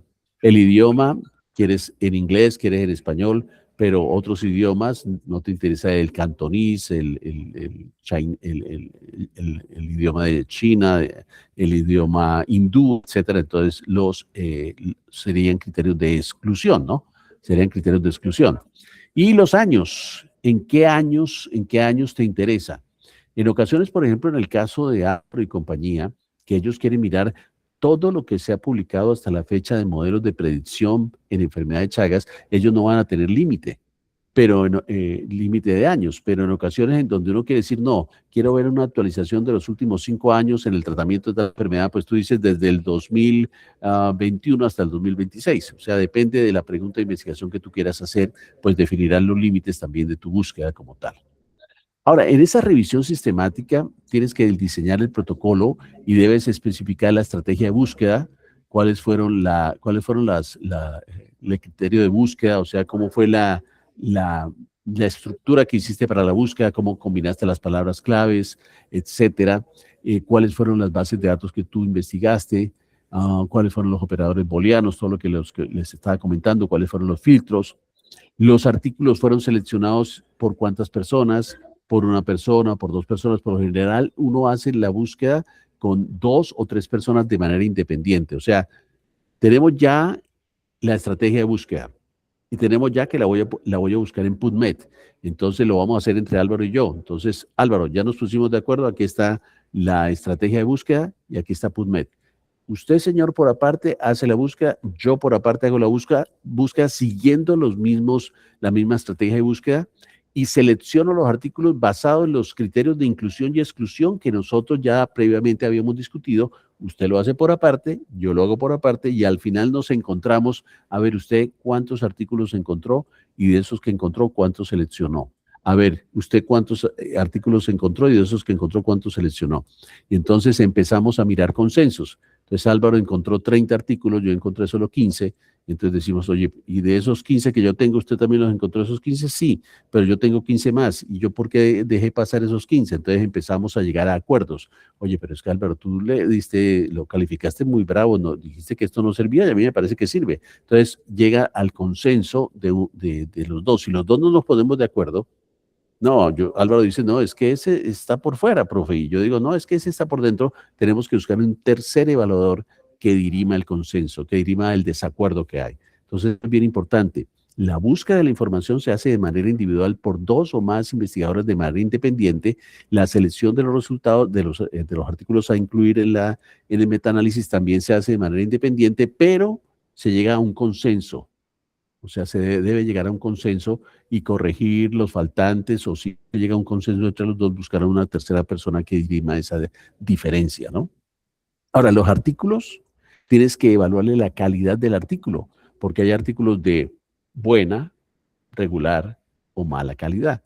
Y habíamos hablado de que hay escalas que se pueden utilizar. Creo que en una charla anterior hablamos de la escala CASPE, de la escala ROP, etcétera, etcétera, que son escalas que se utilizan de acuerdo al diseño del estudio para decir, oye, ¿sabes qué? Este artículo tuvo en cuenta todas estas características, le vamos a dar un puntaje alto, es un artículo de alta calidad. Este artículo le faltaron algunas cosas, pero cubre la mayoría, un artículo de moderada calidad, y este artículo sí es un artículo de mala calidad. El hecho de que sea un artículo de mala calidad no significa que no lo vayas a incluir en la revisión sistemática si tiene en cuenta la misma población, la misma intervención y los mismos desenlaces. Lo que pasa es que tú primero haces un análisis teniendo en cuenta todos los artículos como si fueran todos iguales y después haces un análisis de sensibilidad en donde dices, bueno, aquí llega a la conclusión de que parece ser que el cigarrillo sí se asocia con cáncer de pulmón combinando todos estos artículos, pero miremos a ver si esa asociación se mantiene, si yo solo ahora hago un análisis de sensibilidad, solo analizando los artículos de alta calidad, solo analizando los artículos de moderada calidad y los artículos de baja calidad. En muchas ocasiones uno se sorprende que los artículos de baja calidad dejan perder la asociación que sí se veía cuando se combinaban todos. Entonces dice, entre otras cosas, algún sesgo debe aparecer ahí, por eso son de mala calidad y eso es lo que hace que se pierda esa información. Entonces es bien importante tener eso en cuenta, ¿no? Entonces tenemos que tener en cuenta que en el análisis de nuestros resultados, evaluar la calidad de los artículos nos permite hacer análisis adicionales como análisis de sensibilidad para mirar si la conclusión que habíamos obtenido con todos los artículos se soporta cuando se hace análisis de sensibilidad. Y obviamente registrar los resultados, extraer los resultados de los artículos, hacer las tablas 2x2 y si quiero hacer un metaanálisis, para cada uno de los desenlaces y factores de exposición, crear una tablita común en donde están las tablas A, B, C y D, y de ahí obtener una tabla mayor donde se pueda obtener la información ya en conjunto de todos estos artículos que hablan del mismo tema o del mismo tópico. Bueno, ahora, importante la búsqueda y la selección de la información, que además de que tú tienes la estrategia de búsqueda, que la has incluso probado con la inteligencia artificial, como ustedes vieron en el ejercicio que hicimos, entonces usted debe ejecutar la búsqueda en las bases de datos indicadas, debe aplicar los criterios de inclusión y exclusión definidos, debe filtrar y evaluar y seleccionar los estudios relevantes y debe documentar el proceso. O sea, todo eso usted lo tiene que documentar y eso lo documenta usted en un gráfico, en un programa, en donde dice tantos artículos encontré. De esos eliminé tantos porque tenían faltantes en tales cosas, me quedé con tantos. De estos eliminé otros porque cuando los revisé en detalle ya no estaba lo que yo encontraba. Y al final me quedé con estos. O sea, hace usted un flujograma en donde le muestra al lector el paso a paso de lo que usted hizo en la investigación para quedarse con tantos artículos al final, que son el motivo de su metaanálisis. Este flujograma es muy importante porque cualquier lector o investigador en el mundo que quiera replicar lo que usted hizo, si sigue los mismos pasos, utiliza la misma estrategia de búsqueda, busca las mismas bases de datos, muy probablemente va a llegar a los mismos 15 o 16 artículos que usted terminó seleccionando, ¿no? Claro que esto es sensible en el tiempo, porque si esto lo hizo hoy y de pronto el lector va a leer su artículo en 1 o 2 años, pues en 1 o 2 años ya no han aparecido más artículos y puede que la reproducibilidad no sea tan exacta. Pero si lo hace al punto de corte, donde usted dijo que yo hice la búsqueda hasta tal fecha y un autor en cualquier parte del mundo replica hasta esa fecha, debería llegar a los mismos resultados que tú encontraste. ¿Ok? Entonces, evaluación de la calidad metodológica de los estudios incluidos, extracción de los datos en forma sistemática, síntesis de la evidencia y redacción del informe siguiendo directrices, como una directriz para hacer metaanálisis, que quiero que la consulte Álvaro y su grupo, es el Prisma 220. El Prisma 220 es un consorcio en donde dice, si usted va a hacer un metaanálisis, ¿cómo va a expresar al publicar el metaanálisis? ¿Qué elementos debe usted tener claro? Es un checklist para expresar en su artículo a publicar de un metaanálisis. Entonces, Prisma 2020 te da esas indicaciones para un metaanálisis. También existen específicamente guías para publicación de casos clínicos, de reporte de casos, guías para publicación de casos y controles, de estudios de cohorte. Esas guías deben ustedes seguirlas cuando van a estar estructurando su artículo para publicar, para que el autor, incluso muchos autores, muchas revistas la piden. Usted va a hacer un ensayo clínico, me va a publicar el ensayo clínico a mí, que yo soy el editor de esa revista, por favor siga la guía Consor. Siga la guía Consor, entonces usted tiene que seguir la guía Consor. O si es un estudio observacional, siga la guía MOUSE para metaanálisis de estudios observacionales. O siga, si es una cohorte, siga el STROP. Entonces, hay específicamente guías escritas, preestablecidas, para que usted las siga cuando quiera publicar un artículo de ese tipo de diseño. Ya les nombré el STROP para estudios observacionales de cohorte y casos y controles. Ya les mencioné el MOUSE para revisiones sistemáticas de estudios observacionales. Ya les mencioné el CONSOR para revisiones sistemáticas de ensayos clínicos como tal. Y ensayos clínicos en general. Bueno, entonces fíjate cómo cuando uno publica aquí, después de todo este esfuerzo que hemos hecho, ya tenemos el artículo publicado. Entonces aquí está la revista Plots, tiene el título. Aquí están los autores, aparece mi nombre, es uno de los momentos más satisfactorios de la vida de uno como investigador. ¡Wow! Todo este esfuerzo se ve publicado y aparece mi nombre.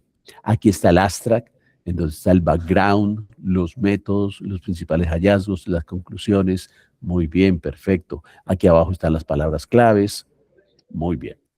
Y entonces empecemos ya finalmente a ver algunos detalles adicionales de todos estos elementos que dijimos que debía tener un artículo de investigación. Ya dejemos aquí revisiones sistemáticas y vamos en general a los artículos como tal. El título. El título es el primer y a veces único elemento leído por los lectores potenciales. O sea, el título captura lectores. Usted lo que quiere es capturar lectores. Usted lo que quiere es que lo lean. Que lean lo que usted encontró. Entonces, el título uno debe siempre tratar de mirar si es un título informativo o no es informativo, si es un título depende también de la naturaleza de la revista, entonces si es más periodístico o más informativo, más conciso, etcétera, pero por el título se capturan muchos de los lectores como tal. Tiene que ser simple, tiene que ser claro, tiene que ser informativo, pero corto. Genera varios posibles títulos y para cada uno pregúntele lo siguiente. O sea, usted cuando es autor, usted coloca varios títulos. Y de hecho uno tiene que colocar varios títulos. Y usted tiene que, cuando hace los títulos, preguntarse, ¿el título leído aisladamente indica de forma concisa y específica el trabajo descrito en el artículo? ¿A alguien que le interese este tema leyendo este título leería el abstract? O sea, ¿pasaría a leer el abstract? Eso es lo que usted se tiene que preguntar al escribir el título como tal. Por ejemplo, aquí tenemos un título número 1 versus un número 2. Influencia de la temperatura y la presión en la uniformidad composicional de aleaciones de aluminio depositadas por sputtering. Esto mismo se podría decir influencia de los parámetros del proceso en la uniformidad de aleaciones de aluminio. Aquí hay un título más extenso y aquí hay un título más corto. El título corto, influencia de los parámetros del proceso. ¿Cuál proceso? En la uniformidad de aleaciones de aluminio.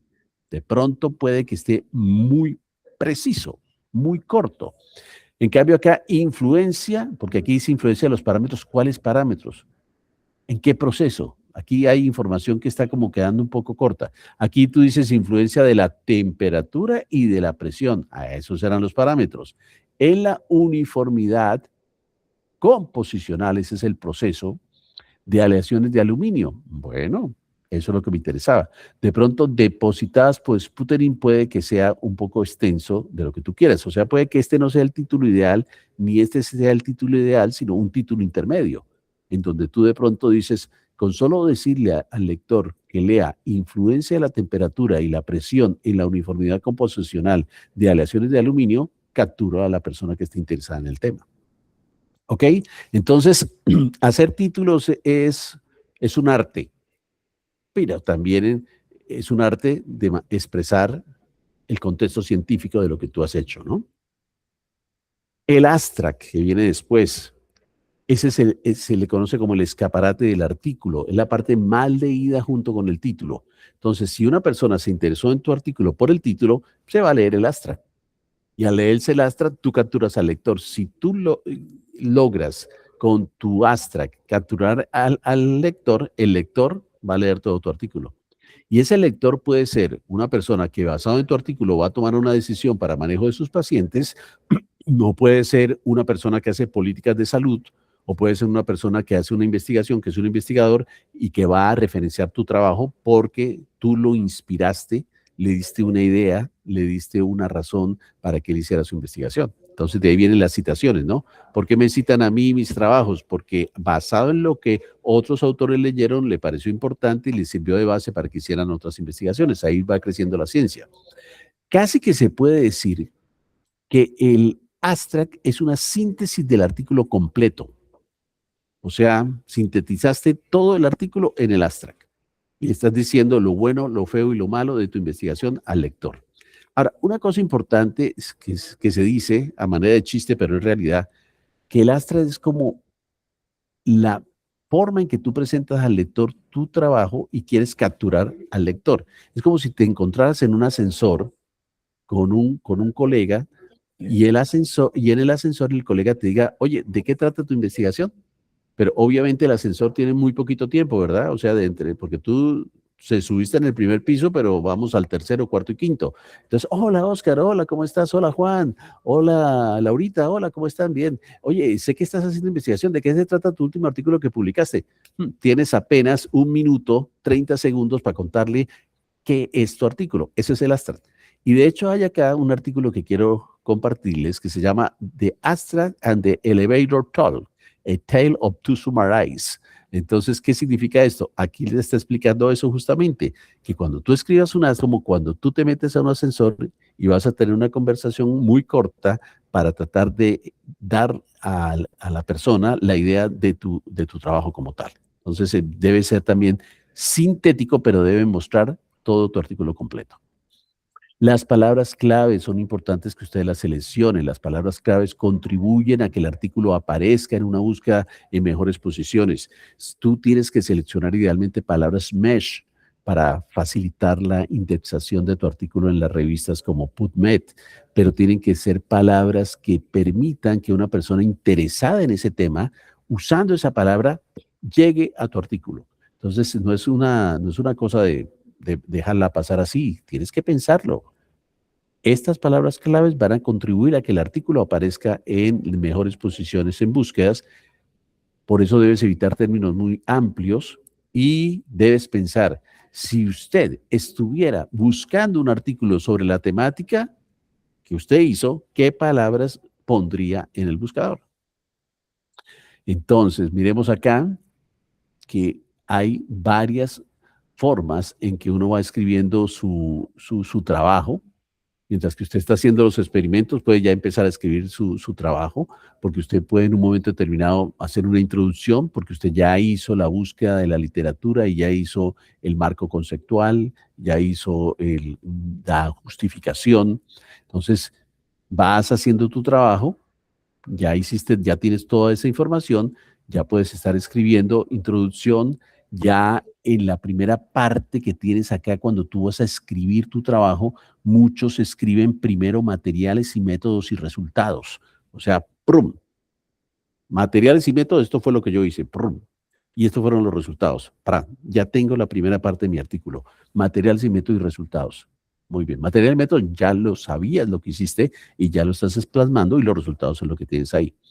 Y después, entonces puedes empezar a escribir, bueno, y estos resultados tienen un precedente que es la introducción. Entonces, aquí tengo la introducción, que es un resumen de lo que es el marco conceptual que tú hiciste, el marco teórico, la justificación. Y obviamente a partir de los resultados empiezas a construir la discusión y las conclusiones. Teniendo en cuenta lo de la discusión, todas las etapas que habíamos mencionado que debe tener la discusión. Y al final, uno termina escribiendo el título, el abstract y las palabras claves. O sea, fíjate cómo es la manera en que uno escribe un artículo científico. Uno pensaría que uno arranca con título, autores, abstract, introducción, materiales y métodos, resultados, discusión, conclusiones, agradecimientos. No. Uno, en muchas ocasiones, empieza con lo más concreto que tiene, materiales, métodos, resultados. Después empieza con los resultados a hacer la discusión y la conclusión y plantea aquí la introducción y al final haces el título, que el título es lo que no debes pensar que capture en primera instancia el lector. Haces el abstract y las palabras claves. Bueno, muy importante que usted, por cada idea, por cada tema, por cada idea que quiera expresar, lo coloque en forma de texto en un párrafo, en un párrafo. Entonces, cada párrafo que usted coloca es una idea, un tópico, un tema que usted quiere abordar. Ahora, es importante que esté concatenado, que este párrafo está concatenado con el otro y que este párrafo está concatenado con el otro. Entonces, por lo general, comenzamos un nuevo párrafo retomando o ampliando el anterior. Entonces, para superar estas limitaciones, varios autores han propuesto métodos adaptativos que bla, bla, bla, bla. O sea, que no sean islas de manera aisladas las unas a las otras.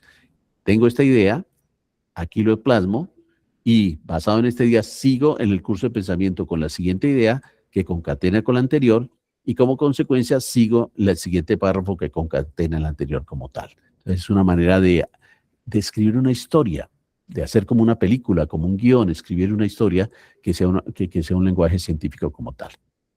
Ahora, algunos consejos finales para redactar un artículo o paper. Utiliza sentencias cortas, o sea, frases cortas y concisas. Evite múltiples afirmaciones en una única frase. Utilice afirmaciones mejor que negaciones.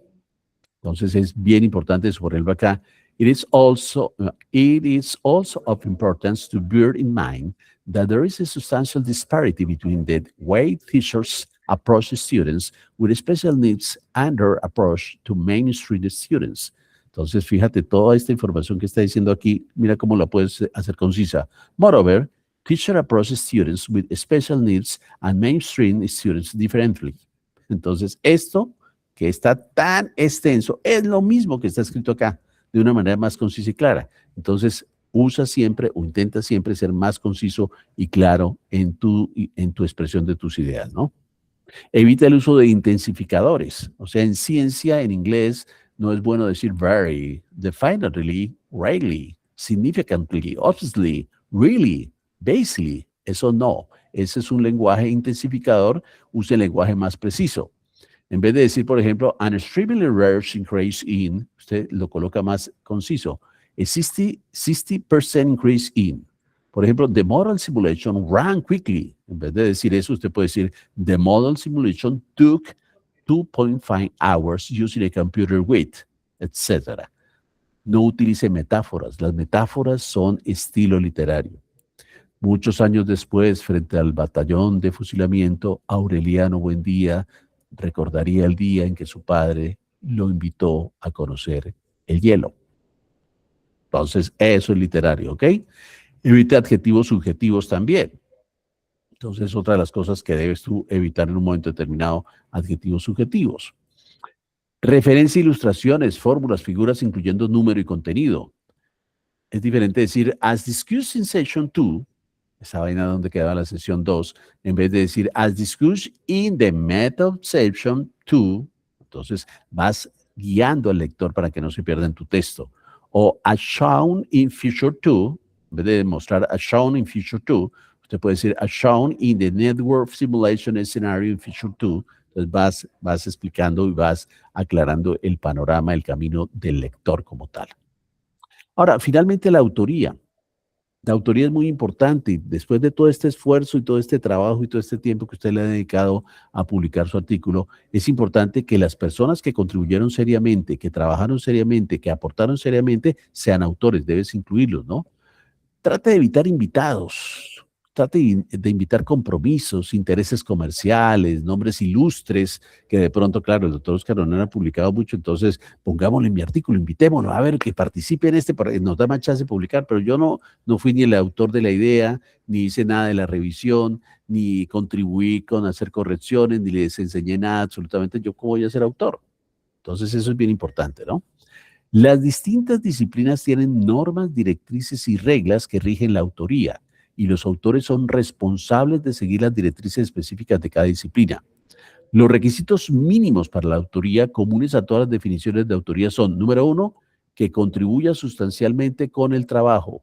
Número 2, que sea responsable por el trabajo realizado y su presentación en una publicación. Si yo di la idea de investigación, yo tengo derecho a ser autor. Si yo contribuí en un momento determinado recogiendo información, extrayendo datos, criticando la información, seleccionando los papers, si yo contribuí en un momento determinado haciendo correcciones al manuscrito, haciendo aportes, soy autor como tal del artículo.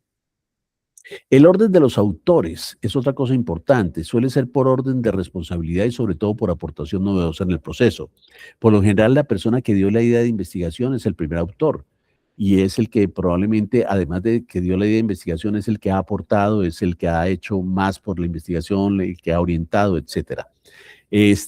¿Puede uno compartir en la primera autoría? Sí, si hay dos personas que hicieron exactamente lo mismo, justamente lo mismo, pues uno puede colocar fulanito de tal y fulanito de tal, ambos son primeros autores. El dueño del laboratorio, en general, el que es el director del laboratorio que te brindó todas las posibilidades, que también te corrigió y toda la cosa, pero que no fue el que lideró esa investigación, es el que se coloca en el último lugar. Entonces, los dos más importantes puestos de un paper son el primero y el último. Y los que están en el intermedio han contribuido, pero no son los que más destacan en su aporte en el paper de investigación. O sea que recuerden, el primer autor por lo general es el estudiante de doctorado, el estudiante PhD o el que dio la idea de investigación, etcétera. Y el último autor es el director del laboratorio, el que también te ha contribuido en diseñar la idea y toda la cosa, pero el que más llevó la investigación debe ser, y que dio la idea de investigación, debe ser el primer autor, ¿no? Entonces, reconocimientos a los que no pueden incluirse como autores, porque si de pronto alguien te dio una idea, te comentó algo, pero no contribuyó realmente a la investigación, pero tú lo quieres reconocer, tú puedes colocar en agradecimientos. Agradecemos a Bulanita de tal que me orientó y toda la cosa, pero no metió las manos en el fuego, no puede ser autor. Pero hay posibilidad de hacer reconocimiento a otras personas que contribuyeron o incluso a instituciones que contribuyeron o a becas que dieron para que usted pudiera hacer la investigación, ¿no? Ahora, los editores de las revistas siempre te piden, bueno, estos son los autores, dígame qué hizo cada uno de ellos en ese artículo para que usted lo coloque como autor. Eso lo piden los editores, muchos de los editores.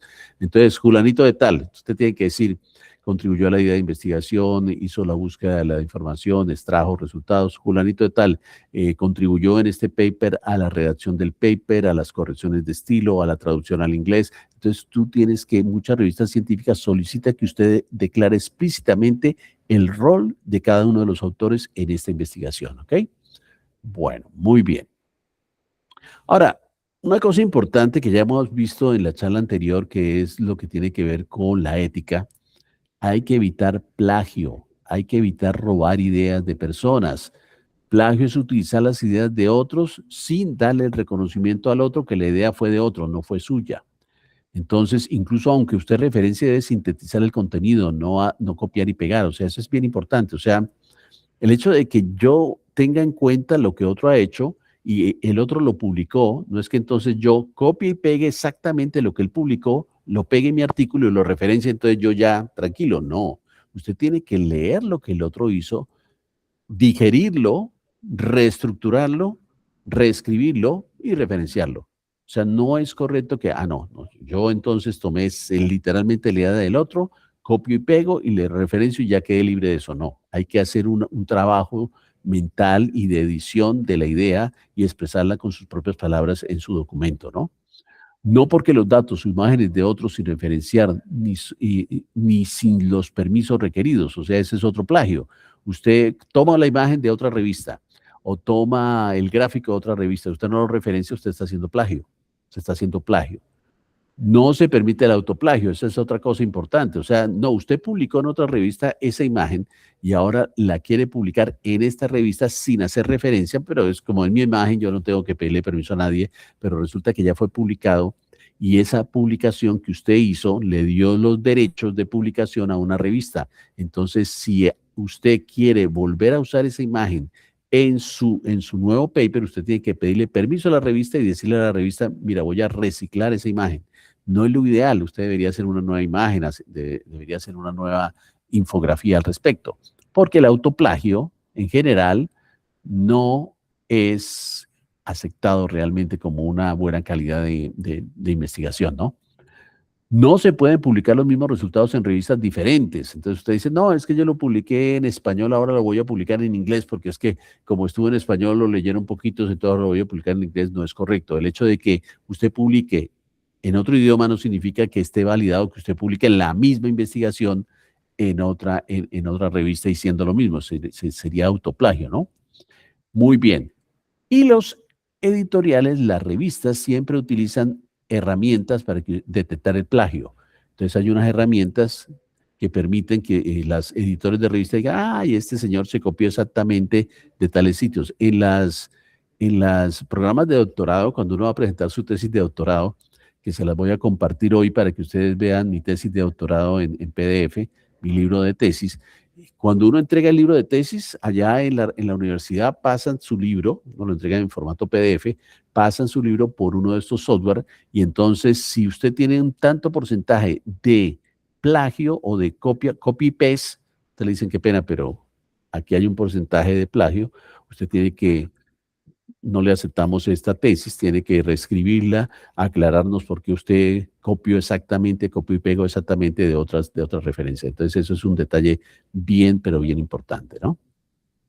Y obviamente usted siempre tiene que, al publicar, mantener los componentes éticos, permisos para realizar los experimentos, usted debe tener un aval del comité de ética, usted debe haber escrito, y dentro del texto no lo hemos dicho, pero en materiales y métodos, un párrafo debe escribirse en cuanto a la ética. Este trabajo fue presentado y aprobado por el Comité de Ética de Investigación de tal universidad según la resolución tal. Debe mencionar eso. Debe mencionar también que todos los participantes del trabajo se les hizo firmar un consentimiento informado. O sea, debe mencionar parte ética también dentro del trabajo. De hecho, muchos de los editores de revistas, si usted no le muestra la carta en la cual el Comité de Ética aprobó que usted hiciera su investigación, no le dejan publicar su trabajo. Entonces, eso es bien importante. Hay revistas que exigen la aprobación por un comité de ética para la publicación de su artículo, ¿no? Entonces, bien importante eso. Y acá les dejo un link de información extensa sobre cuestiones éticas en el contexto de las publicaciones como tal. Finalmente, la inteligencia artificial. ¿Podemos o no podemos utilizar inteligencia artificial? Sí, estamos en la era de la inteligencia artificial, pero podemos utilizar inteligencia artificial como un coayudante de nuestro trabajo, no que nos haga el trabajo. O sea, la inteligencia artificial es un asistente. El investigador sigue siendo el autor y responsable de todo lo que publica. Las herramientas de inteligencia artificial pueden ayudar ¿en qué? En corrección gramatical, en mejora de la claridad, en resumen de la información, en generación inicial de algunas ideas o estructuras para tu artículo, pero la inteligencia artificial no sustituye el pensamiento crítico ni la responsabilidad científica del autor. El autor es responsable de todo lo que publica. El autor humano sigue siendo responsable de la veracidad del contenido, de las referencias, de los resultados, del cumplimiento ético y de la originalidad del trabajo. Entonces, ojo con eso. Y si usted utilizó inteligencia artificial, usted tiene que mencionar que utilizó inteligencia artificial en tales y tales y tales etapas de su artículo como tal. Entonces, aquí hay una infografía muy bonita del resumen del uso responsable de la inteligencia artificial generativa.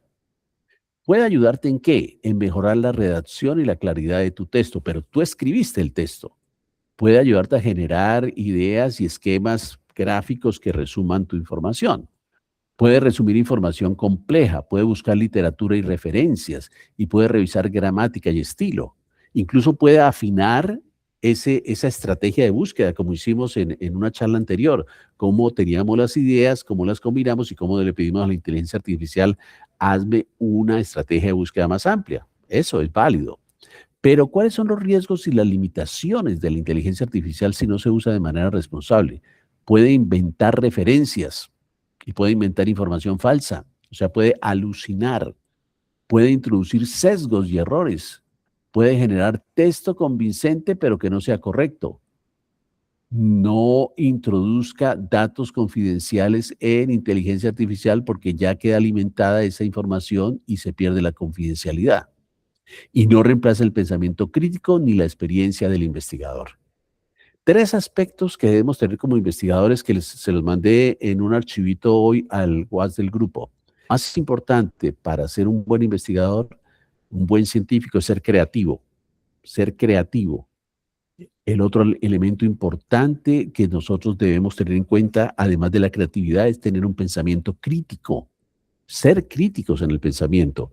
Y finalmente, tener una gran capacidad de resolución de problemas. O sea, nuestra mente debe incrementar su capacidad de creatividad, de generar preguntas, de generar búsqueda de información faltante, de generar cosas que sean novedosas.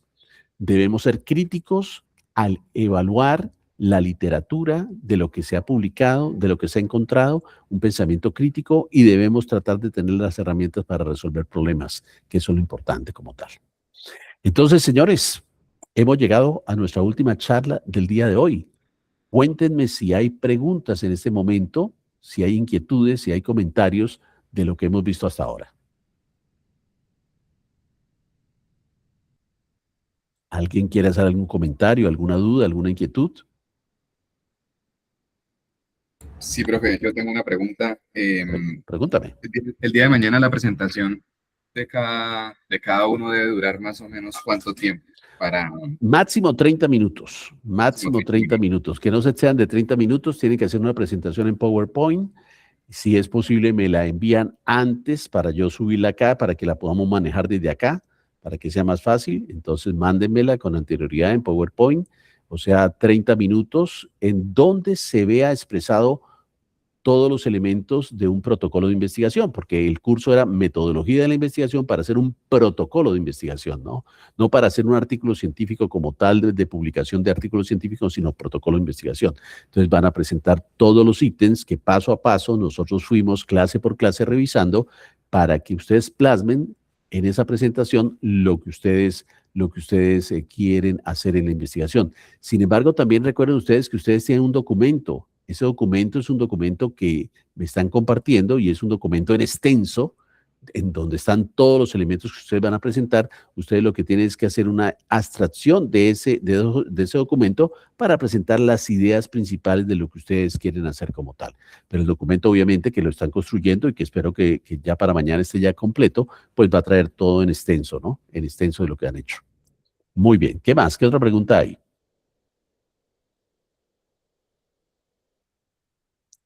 ¿Hay más preguntas? ¿No hay más preguntas? Bueno, si no hay más preguntas, a trabajar. Mañana será el día final del curso.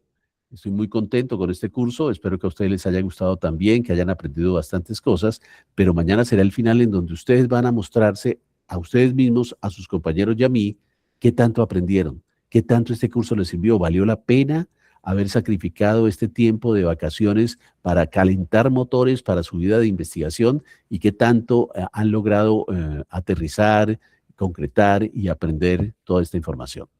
Bueno, chicos, sin más preámbulos y sin más comentarios, muchísimas gracias. Nos vemos mañana a 11 de la mañana. No fallen, que vengan todos. Bueno, profe, muchas gracias. Hasta luego. Chao, Muchísimas hasta luego. gracias. Hasta luego. Con mucho gusto, que estén muy bien. Chao, chicos, que estén muy bien. Gracias por venir. Adiós, que estén muy bien.